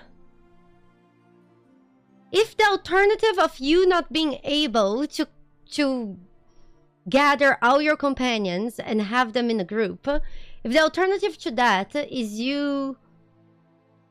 them dying, I think that's bad. I think it's better to keep all companions that you can recruit rather than just have them die, okay? But if you can't have all companions, but instead of dying, they continue on their journey, and there is a chance of them succeeding or failing or whatever it is that can happen, and there should be variations, and you cross paths with them again, I think that would be cooler. Because if the choice is just like is straight up murdering them if they're not recruitable, I don't like it, because then it's just a waste. But then, like for example in Divinity, if you don't recruit them, they basically just die. And I don't like that they just die, because then their story is just... I kind of want my companions to have like their own agency. And depending on the companions that you recruit or not recruit, when you not recruit, having like different interactions with the quests would be fun. I feel like that would be superior than just killing them off or recruiting them all. But that would also be more complicated to make. A lot more complicated to make.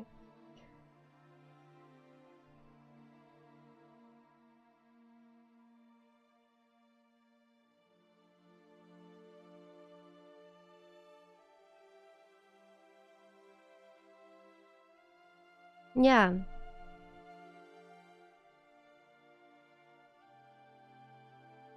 No, I understand. I understand. But again, it's a very complicated thing. I do hope that we get like more companions though, like in general more. Not that we start playing with more, but overall more.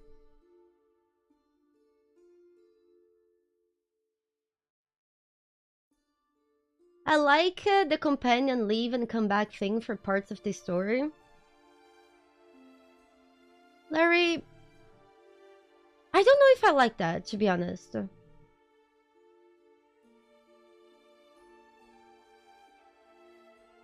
I honestly don't know if I like that, to be honest. I don't know if I like companions leaving and coming back. I feel like that's how... It's because sometimes I can get overly attached to the companions and I don't want them to leave, you know?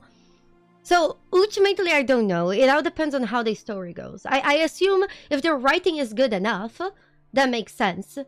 But if it's not, I would say it's very easy for me to dislike it. Does that make sense? I feel like it's a high... It increases the standards.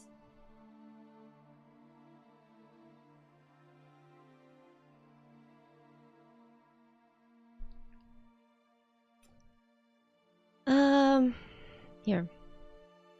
Is Borislav back for the music in Divinity? I mean, duh. Of course.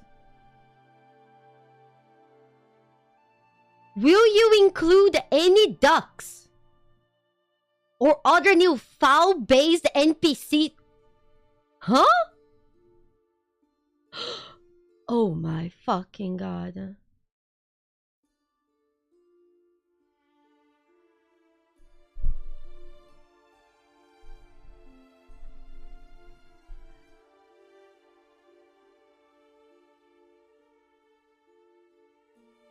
Guys,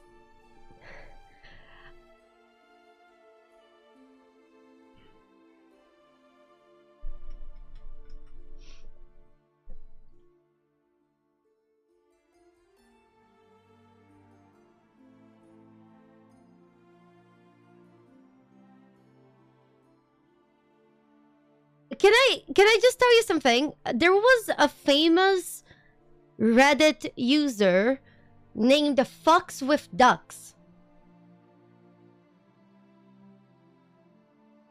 And they would only post things on the internet related to ducks.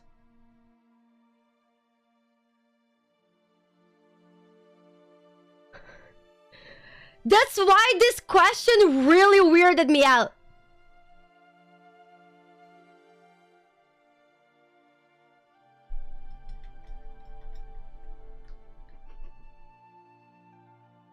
Damn.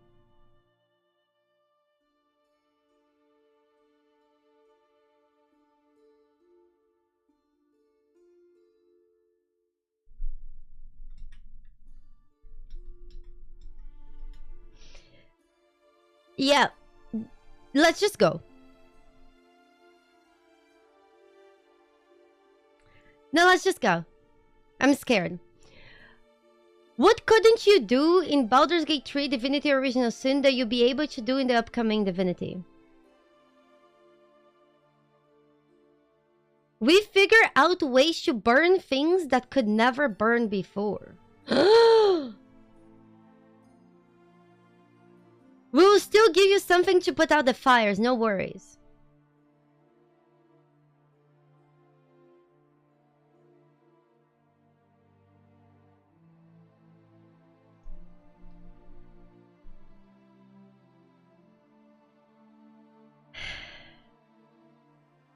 How the fuck do they find ways to make Baromancy even stronger?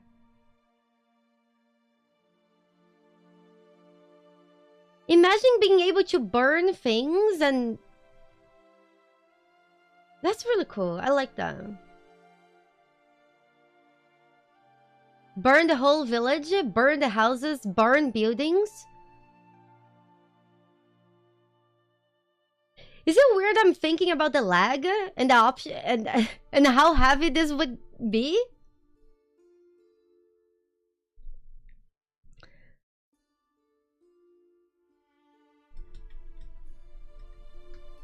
Oh god.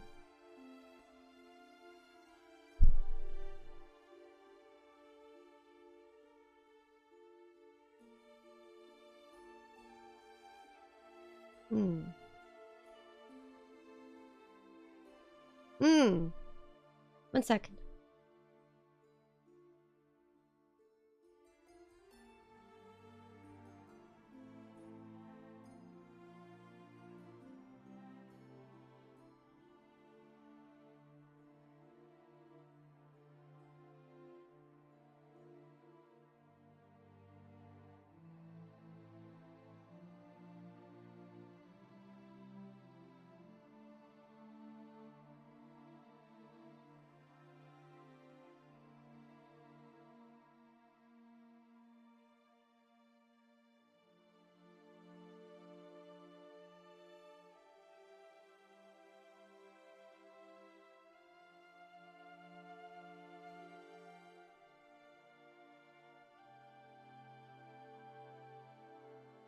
Hold on.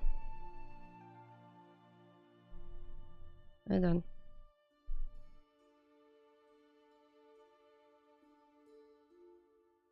Aww.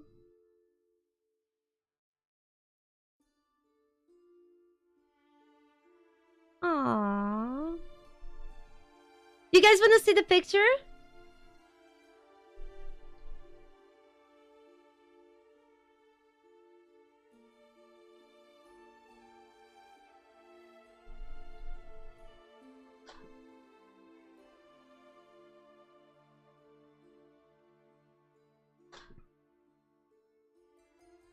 Here's the picture.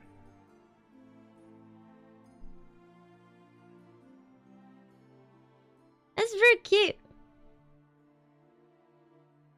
That's very cute. It's duckies. It's giant duckies. That's very cute.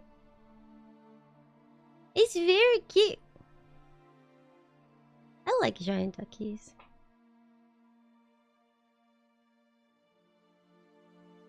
Hold on. No! No! No! Are things back? We're rebelling.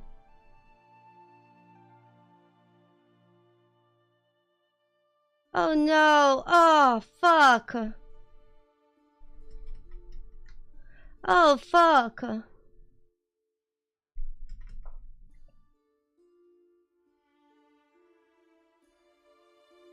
Reminds you of Dokava?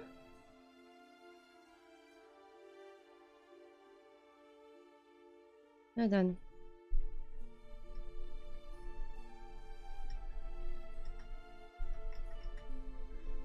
Kinda ducked that question. I know.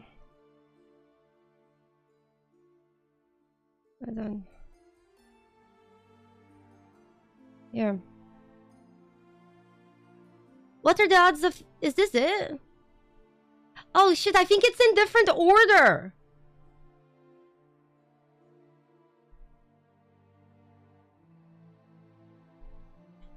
Oh no.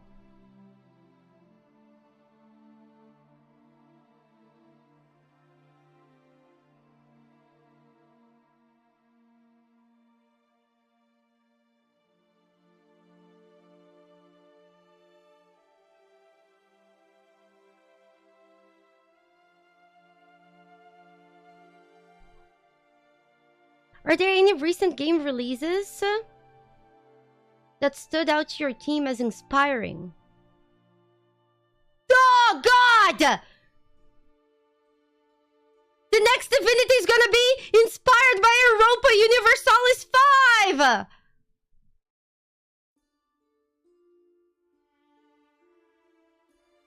Oh my god!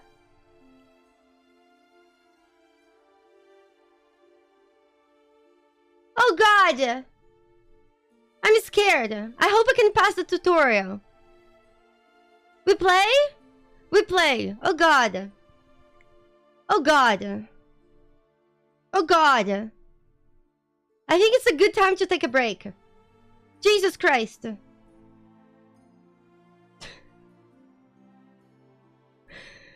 Divinity is gonna have a 20-page PDF? Yup. Yup. Hold on. We go. 1,000 hours in the tutorial. Hold on. Give me 1 second.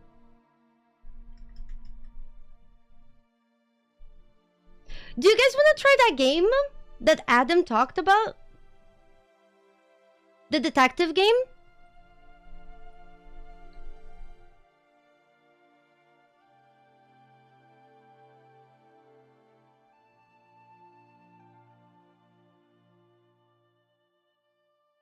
Hold on.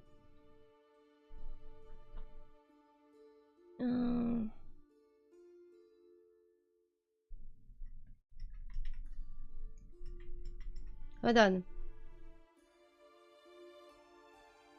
Give me 1 second.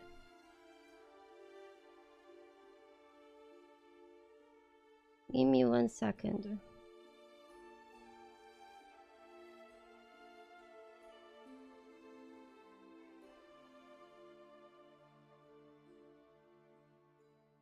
One second. Let me just...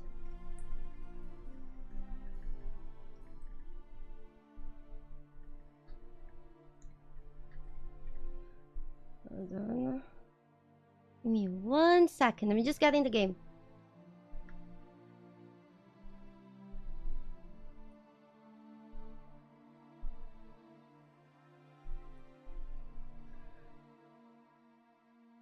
One second. I cannot even say the name of this game.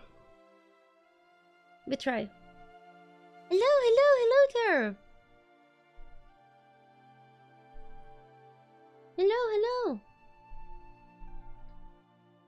Hello.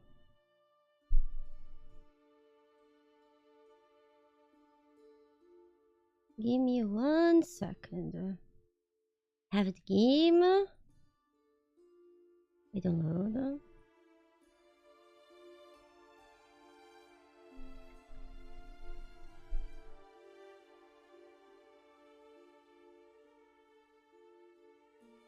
We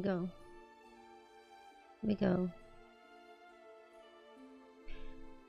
59, 67, 83, 86, 90, 93, 98, 99. Play. Hold on. I just make the game fit the screen.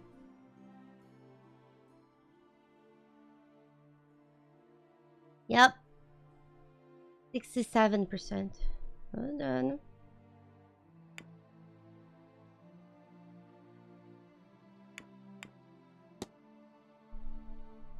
Oh god, why does every game start in full screen?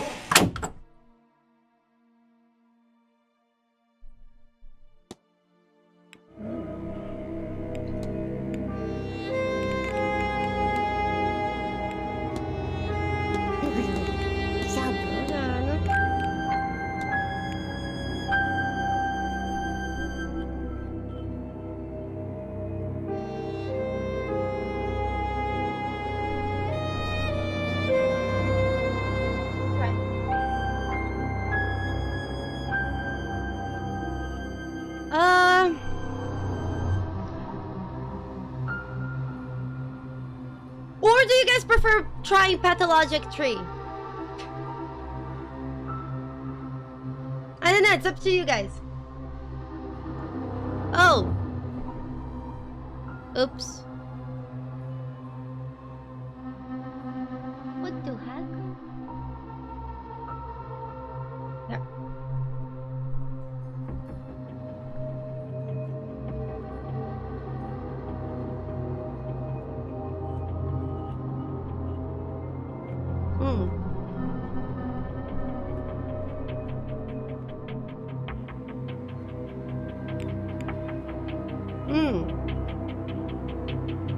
No, we play Divinity soon.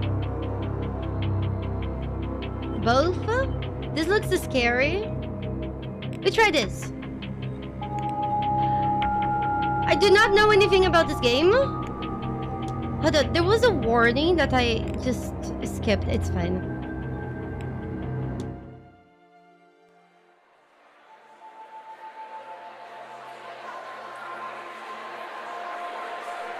Mr. Ward! Oh. I'll waste no time. Is this there's better? none for wasting. I write from Blake Manor in Connemara. Okay. Yesterday, a guest went missing. A young woman named Evelyn Dean. This is actually pretty Everyone here sick. carries on as if nothing has happened. She has not left. Of that I am sure. This envelope contains £200. Please, sir, accept this money and come quick, for I fear she's not long for this world. A further £300 will be paid out if you find her alive. I know the west of Ireland might well be the far side of the world for its distance from you. There's no one else to turn to. Yeah, that's a very heavy. I hear you are an honourable man, a steadfast investigator, and, perhaps most importantly, godly. Okay. I pray for the girl that this is true.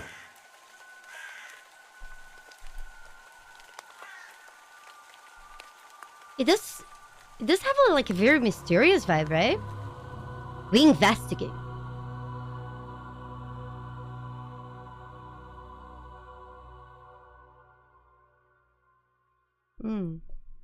I never heard of that game. Cov. Day 1. Friday. What the heck? This is happening. Oh. I'm sorry, you guys. There's something weird in my screen. Here we go. Sorry. Day 1. Anahana, thank you so much for your 6 months of support to Blackjack and Hookers from Abundant. Thank you. Mwah.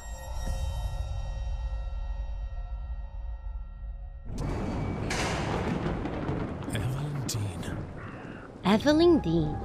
Daughter of the slumlord, Rupert Dean.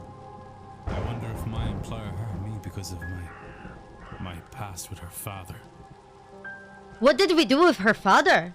Or maybe they don't know of her father's involvement in my brother's death. Wait, what? Okay, so we're investigating what happened to a woman that the father of that woman killed? I suppose that too will become clear in time. My brother. Wait, what? Why would you accept a job like this? I don't know if I would. You can move faster by running. You can move slower by crouching. Guys, I know nothing about this game. Settings can be altered in the menu. Here we go. Hello? Hello?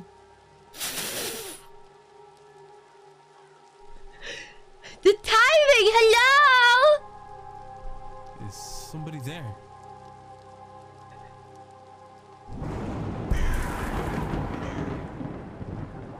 What in hell?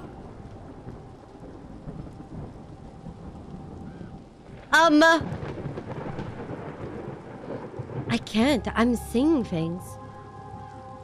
The lateness of the hour and the long day of travel must have my nerves on the edge. Still, perhaps I will ask. You can check out the evidence you find in the records. The records contain a catalog of all the evidence Ward has gathered during his investigation. Some evidence can be examined or analyzed for further information. You can examine your hiring letter, for example. Okay. Contains 200 pounds. Okay. Map of the region. Luggage. Photograph of the lady. Cool. We go. So we can discuss the photo of the lady with 2 people. It does give me Blueprints vibes. Do you guys think it's worth checking around before we go in? I mean, there's already a spooky monster here, right? A barrel of rusty colored rainwater. Yeah, let's just yeah, the graphics are nice. The rain is not nice. So there is 2 rooms. Time is of essence here. What are you talking about?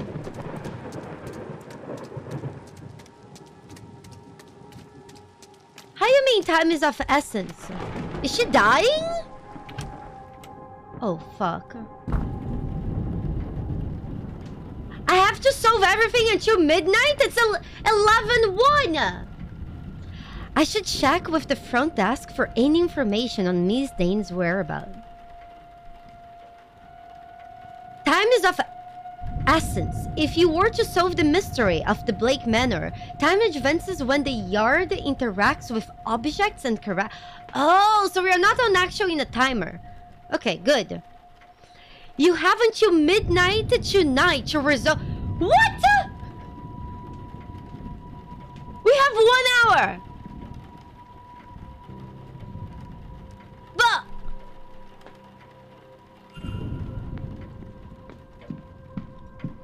hello? There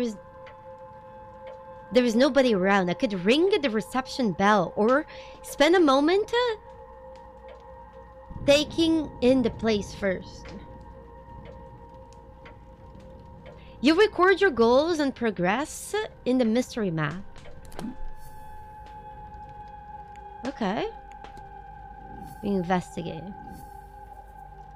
Okay, so each mystery contains evidence and leads. Evidence provides the information for your investigation, and leads provide guidance and avenues of investigation. Selecting a connection reveals the next for why 2 nodes are connected. Okay, so we have our hiring letter and we have to check in. Ding! Soon it's ding time. Tick-tock. Okay, so we spend 1 minute looking at the clock? 1 minute looking at the entertainment schedule? Can I just read what's there? When interacting with a person or object, you may have more than 1 action to choose from. Use your wheel to navigate between options. Ding! Here we go. Telegraph room. What's this? Newspaper. Book. Do you guys think we can find anything in the lobby that could help solve the murder, or should we just ring?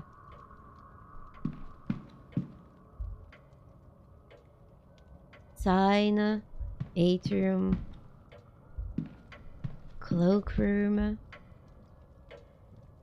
Okay, that's kind of creepy.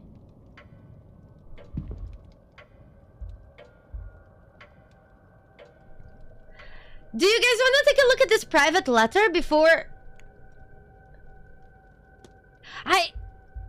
There is 2 private letters.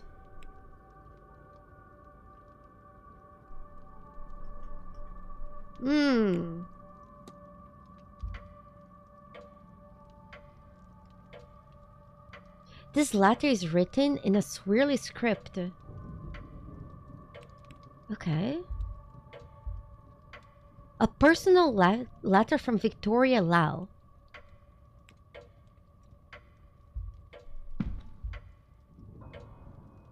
Letters from Mr. Dupre. He's half-heartedly inquiring about a business. A photo of him outside the manor is included. His expression is flat. Okay. I wish this game had a narrator. Dang!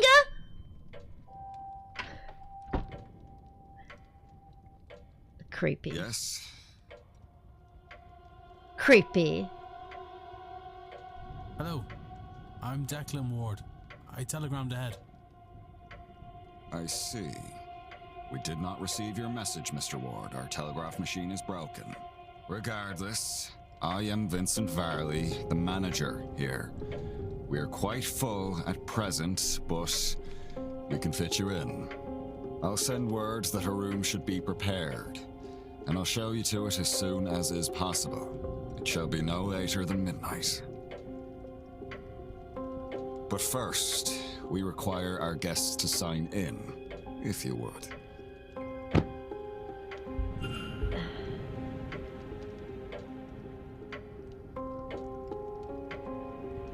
You can analyze people, documents, and certain items. Move the magnifying to hunt for observations. This is what?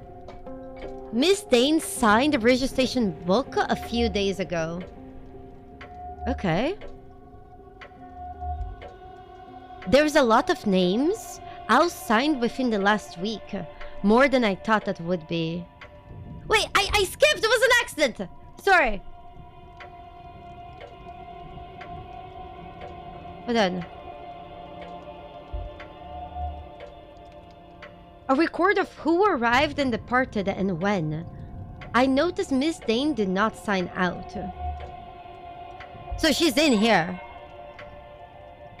Only one guest has signed with an X, meaning this gathering has unusually high literacy rates. Oh shit, so people can be literate in this world.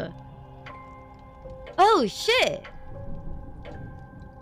Person X and Father Lorcan Senat sign in after Miss Dane reportedly went missing. So Person X and Father Lorcan.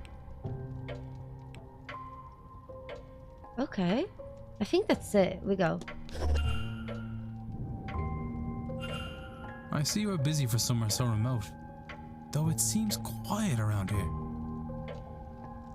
The Séance has brought a great many visitors, it's true. Most have retired early to be ready for the weekend ahead. Indeed. The, Séance. I noticed the Miss Dean's name signing in. Does that happen to be Evelyn Dean? It is. Rather it was. I'm afraid she's not staying with us any longer. But she didn't sign out. Were you hoping to meet her? He sounds very harsh. I was. She's, left already?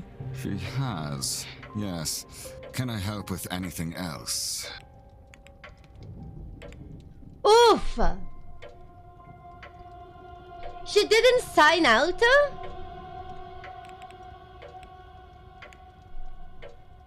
You can engage in conversation with characters by discussing evidence from your records. Certain responses will reveal new information, exposing more about the characters and their mysteries. Discussing topics will consume time. Okay, well, let's discuss. Do you guys want to analyze before? The game is telling us to discuss. We should listen to the tutorial. Navigate the people category. You want to ask about Miss Dane. Okay.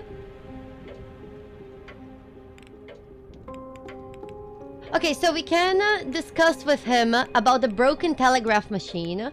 We can ask him about the person that we saw disappear.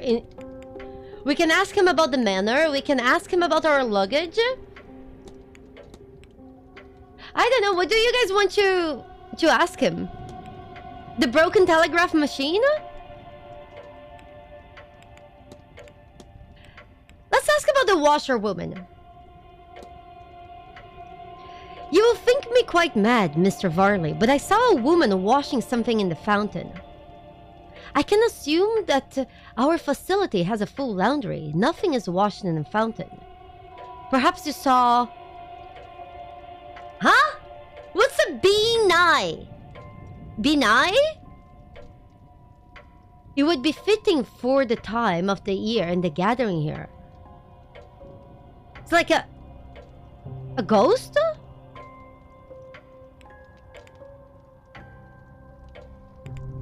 I don't know. We can ask about the telegraph machine. Bunoy? Have you mentioned the telegraph is down? The storm shortened the battery. Terrible timing. I tried to wire up the replacement, but I have had no luck. Analyze. Oh shit! I can analyze him as a person? Do you guys want to waste time analyzing him? Oh, we already did. Crack in glasses. They must be difficult to see through. The damage must be recent. Unhappy expression. He looks displeased. Uh-oh. He keeps on checking his pocket watch. He's either pressed for time or ruled by routine or both.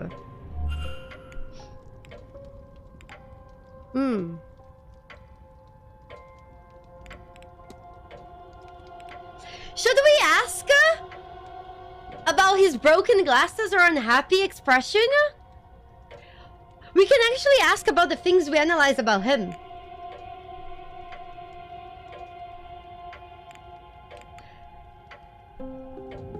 we ask why he's... Is this rude? How did you break your glasses?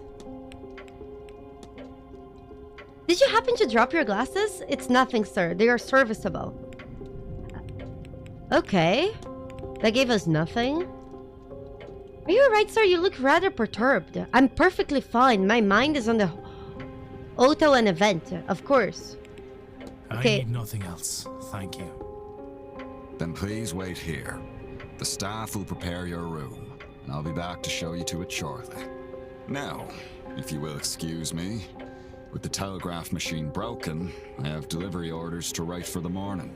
If you need me again, you know how to summon me. Uh-oh. By exploring and interacting with items, you can progress the investigation. To see which objects you can interact, hold down space to enable detective vision. There's a fireplace. Wait. Oh, the fireplace, the antlers. There is water. There is a sign, there is a door. It takes 1 whole minute to open his desk?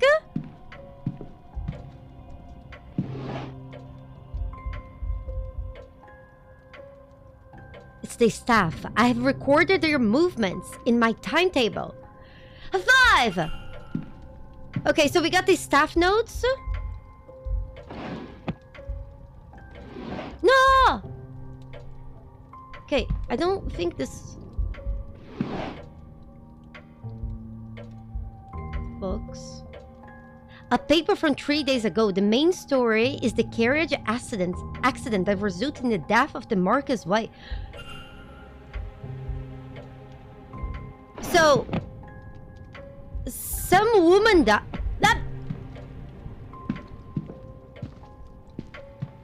Yeah, this looks a lot like blueprints. We can enter the manager's office. Shit. Guys, I'm scared. I know, the TikTok is making me like going crazy.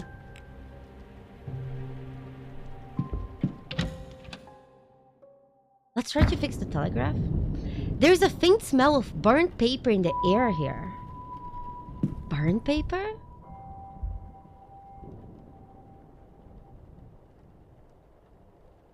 I wasted 1 minute looking at the typewriter. Ooh.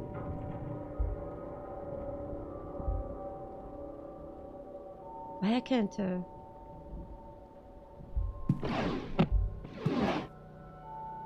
Wait. I'm having a hard time interacting with this. Envelopes. For letters to be written. Paper imprinted with the blank family crest. I don't understand. Am I doing something wrong? Am I a bad detective? I have...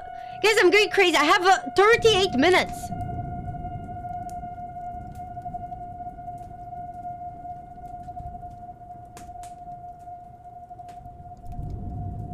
Zinc disc, electrolyte, and copper disc. 4 votes. The hotel probably means of communication requires 6 votes. Should we fix this? Those burnt out discs are where the smell is coming from. Okay. Oh god, the minutes are just passing.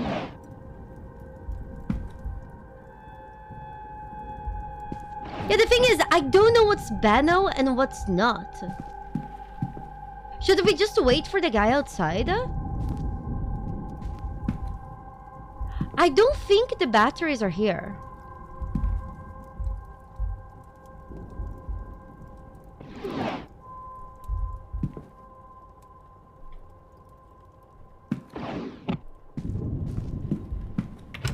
Oh, about her?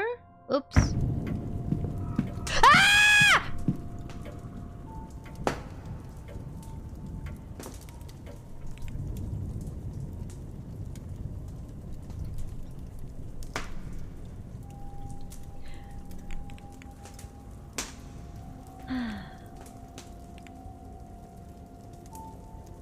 Guys, I don't know if I like this game. I'm scared.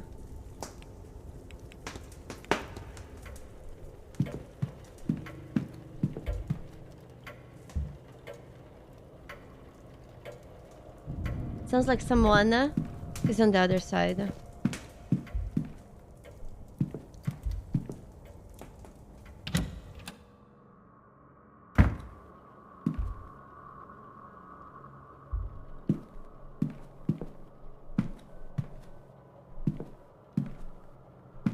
Hello? Should I spend 1 minute looking at the vent?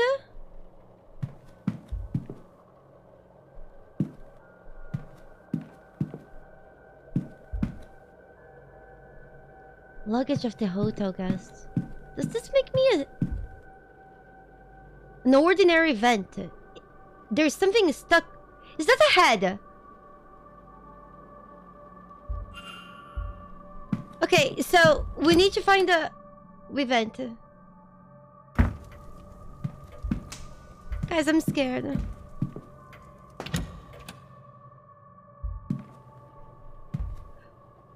South Pole? Guys, why is there a South Pole in the cloakroom? Can anyone tell me, like, why is there salt here? Nothing in the pockets. Lightly perfumed coat. Miss Dane, I would like to speak with you. Perhaps Saturday, the bar at 5 p.m. We found something! High five! The note is addressed to Miss Dane. She's supposed to have left. If I want to determine whether anything suspicious happened to Miss Dane before I retire for the night, then I am running out of time.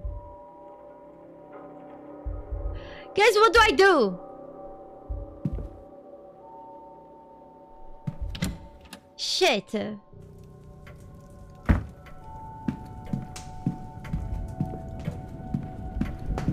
We're running out of time.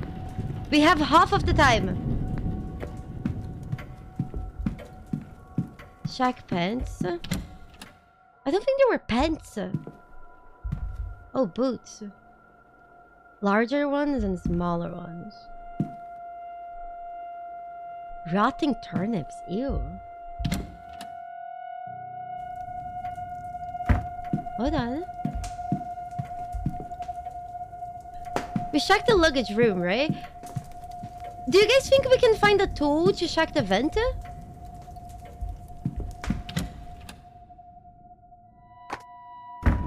Oh, Shack pants? Oh, from the scream that I screamed a minute ago? Oh, fuck you. My pants are fine. Crow. I need like a tool.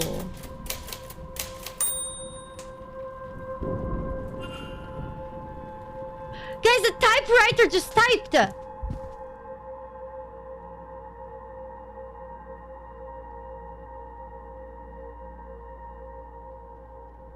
I could have sworn this page was blank, but instead there's something here in Irish. Does anyone speak Irish?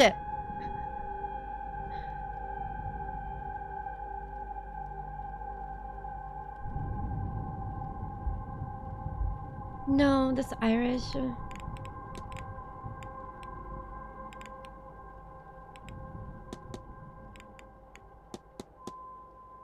I'll make the music a little bit lower. Because I'm really like getting freaked out about the sounds in this game. Is it okay? Like it's just...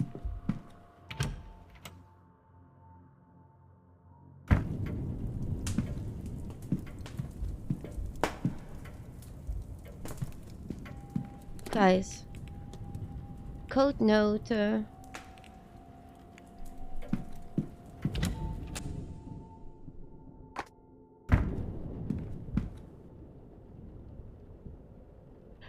Does anyone speak Irish?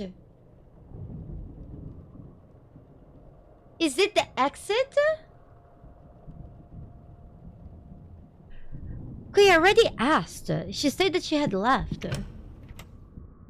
The manager is gone.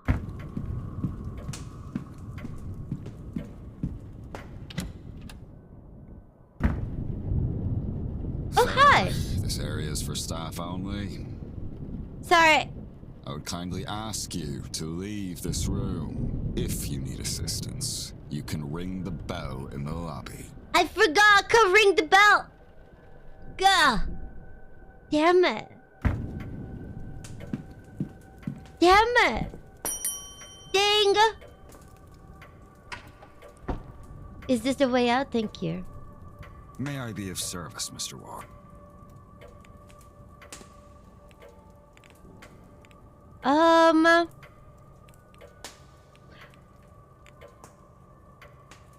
Guys,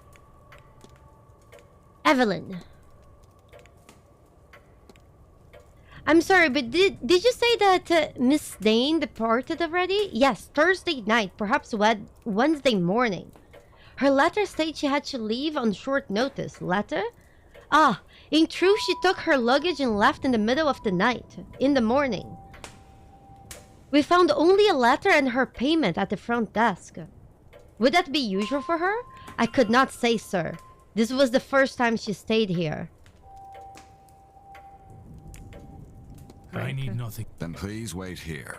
Now, if you will excuse me, with the telegraph machine broken, I have delivery orders to write for the morning. If you need me...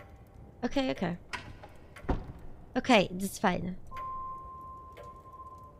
Was here but left. Her date departure does line up with the letter I received. It would be good to see her the letter she left behind.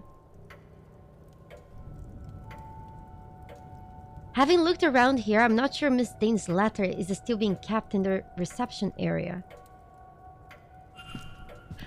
Guys, how the fuck do I... I'll need to break something. Oh, do you guys want to call him and tell him about the item behind the thing? Because then he go investigate that item and moves away from that room? May I be of service? Yeah. How about you tell me about this object behind the vent? Did they well? I'm sure they had a good reason, although I can't imagine of why. Thank you for bringing to my attention. Damn it! Guys, how do I get this man away from...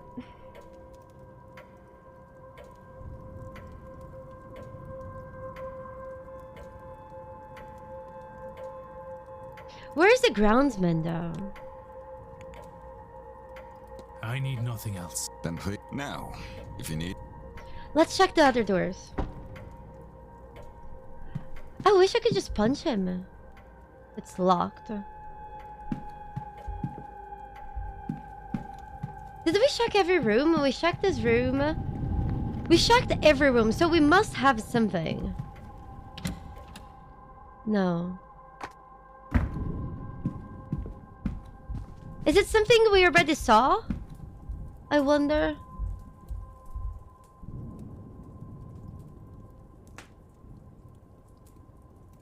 We need a 6-volt battery.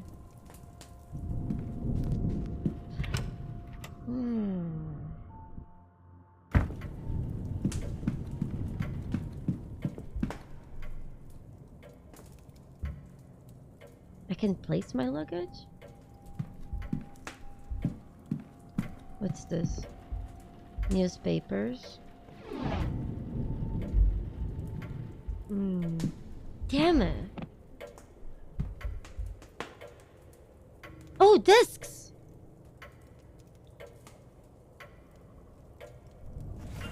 Okay.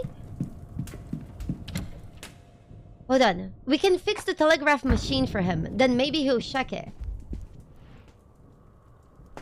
So... Okay, so this battery has 4 volts. 1, 2, 3, 4. So we need a copper disc, a bridge. Come. We do. We do. We do. We need 2 more.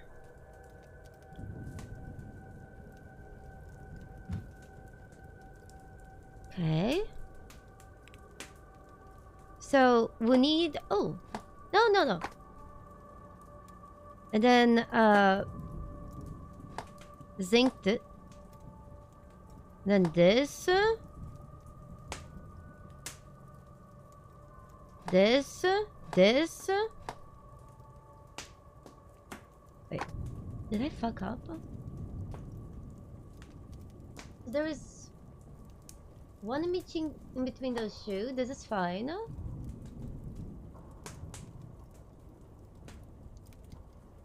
We need another disc, right? Do we? Let me see.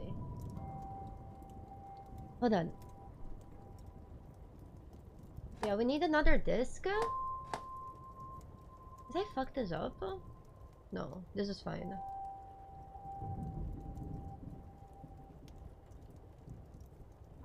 Then another disc. So 1, 2,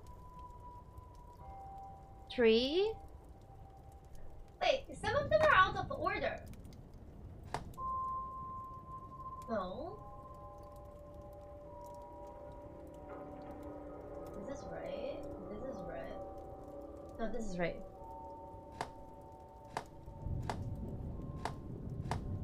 So this is 1, 2, 3, 4, 5, 6.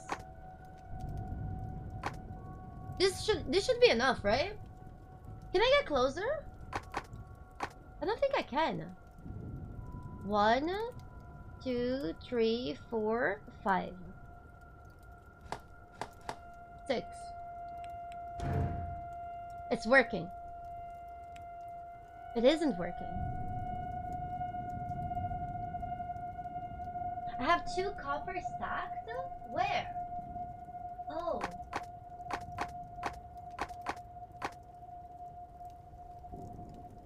No, but there was a disc in between.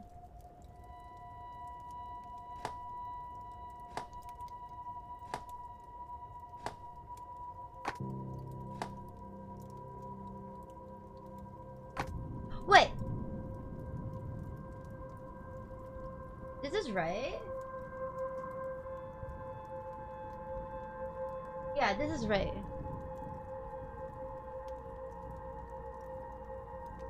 Wait.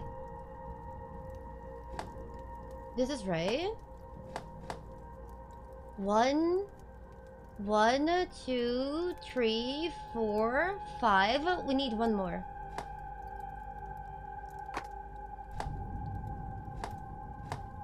Done. 5! Easy. The battery seems to be working. Nice. We go.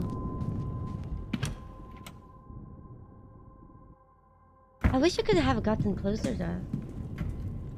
Oh!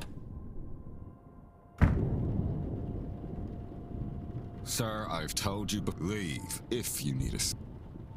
I forgot to dang! Yeah, we are looking for a missing woman and we have 25 minutes to find her. Whenever I interact with things, the timer goes down. May I be of service? Here, where's the machine? Oh. Your telegraph machine seems to be functional. Is that so? Mr. Hunter must have slipped in unnoticed and fixed it. Then you'll have to excuse me. I have messages to send ahead of tomorrow. I will be in the telegraph room should you need me. You shouldn't be waiting much longer for your room, I assure you. It will be ready by midnight at the... Okay. We have 23 minutes. We go. Characters, locations, points of interest, and rooms can be viewed on your map. Oh. Sick. Okay. We go.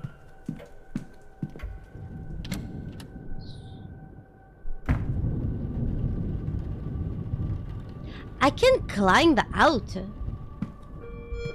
Oh my god.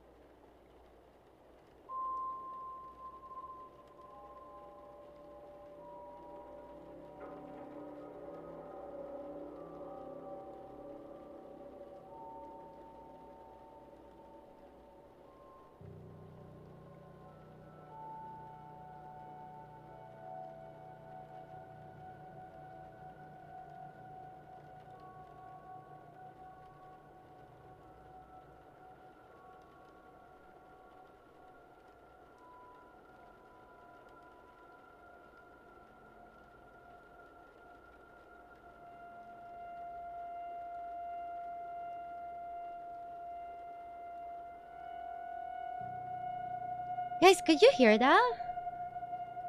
It was really odd. I don't know if the game is creeping me out. Yeah. The fire alarm just stopped. It started, but then it just stopped. It's okay.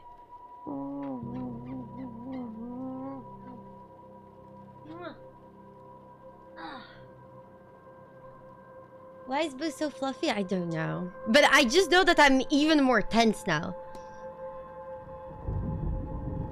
Fire alarm started ringing.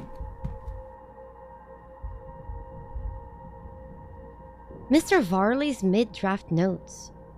He's requesting payments to hold off on Chew after the event is over.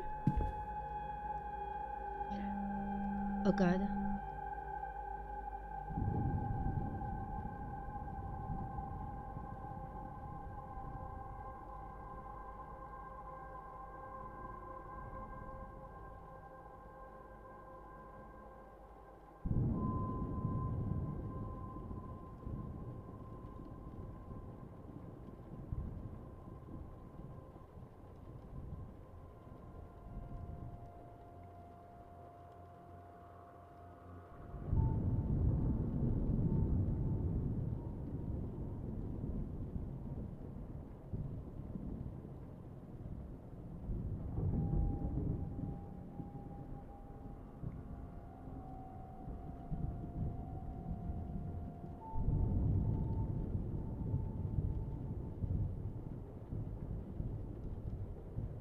Okay, I think everything is okay. Don't worry. Everything is okay. This is like so horrifying that it's also happening when I'm already playing a game that's nerve-wracking. Like, what the fuck? There's something under it. Letter. Yes, this is Miss Dane's departure letter. On his desk, strange. He must have been examining it when I arrived. It's signed, I wonder. Does it match the signature in the book? Ooh. Guys, are there differences between those signatures? Yes. The D.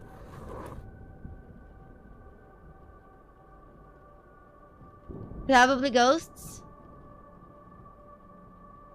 The E.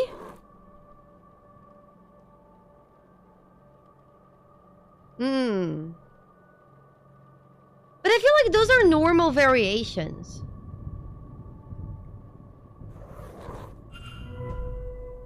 Are close, but they don't match. I feel like my own signature would have little variances like this, though. Variances like the Y is acceptable, but like the D, I don't think so. Because the D, it seems like a different type of writing. You have gathered enough evidence to craft a hypothesis. Okay.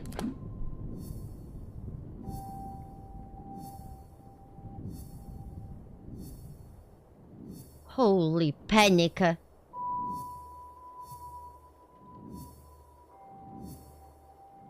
Holy panic!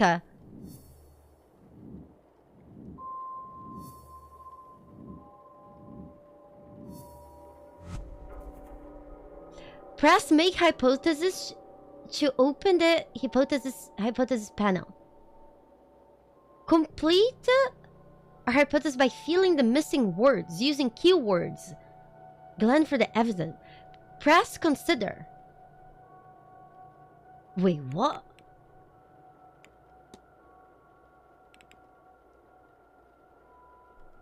Huh?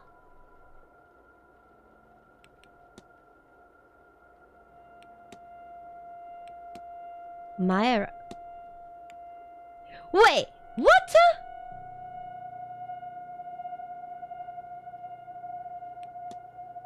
Hold on. My arrival? No. Miss Ding's departure? And then... Oh.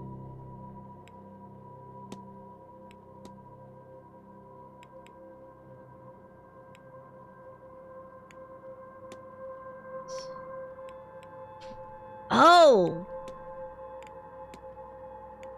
Okay, so I can either believe it's signed by her or forged. Let's say forged. Let's consider. What if that can't be it? It's... Wait.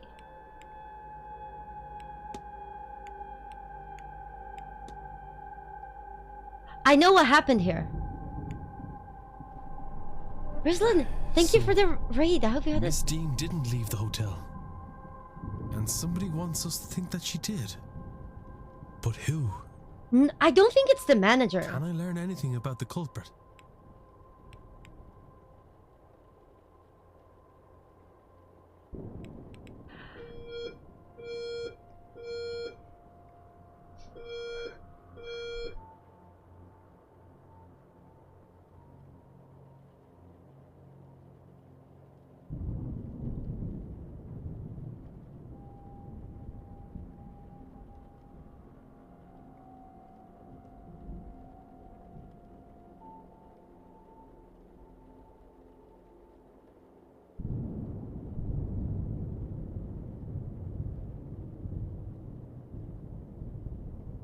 Can you guys still hear it?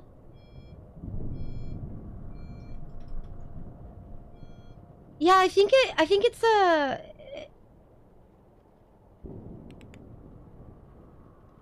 little bit. It's okay. There's nothing burning.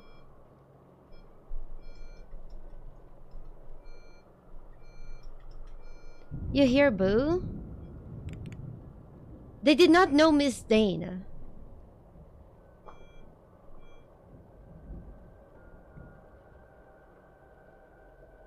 Guys, I don't know if I can handle this. The game is making me tense.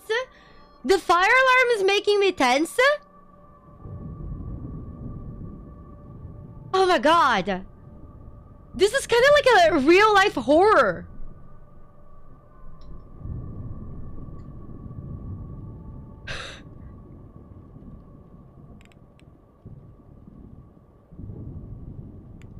They knew Miss Dane. Nothing suggests a relationship or lack thereof. They could just as easily have... Ah!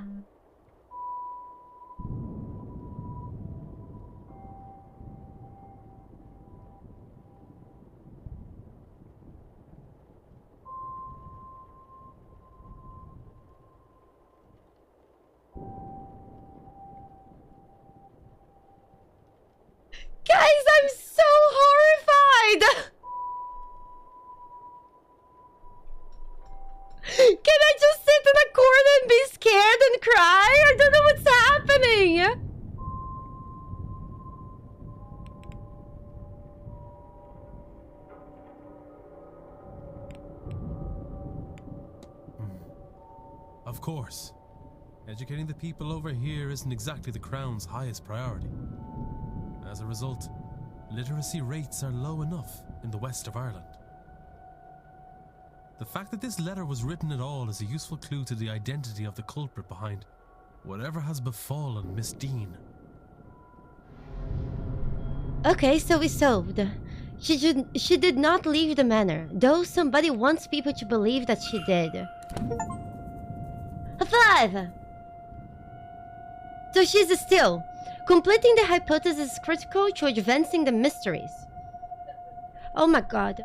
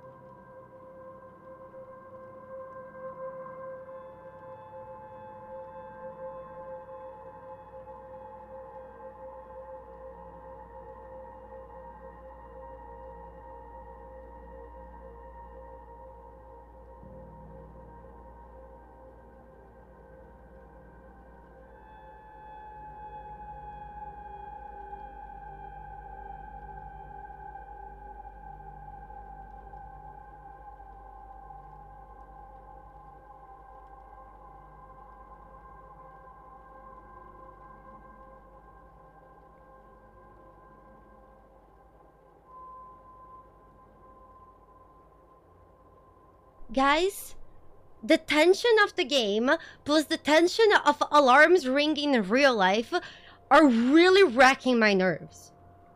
I think I'll have to end the stream a little bit earlier. I am so sorry about that, but I'm just like worried and scared. Yeah, so I hope you guys understand. I am so sorry.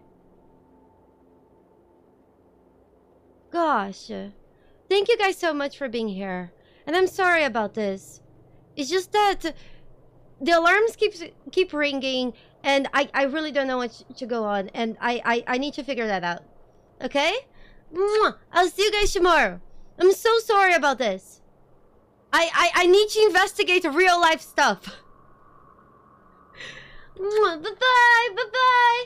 May the bunnies be with you. Thank you. Bye bye.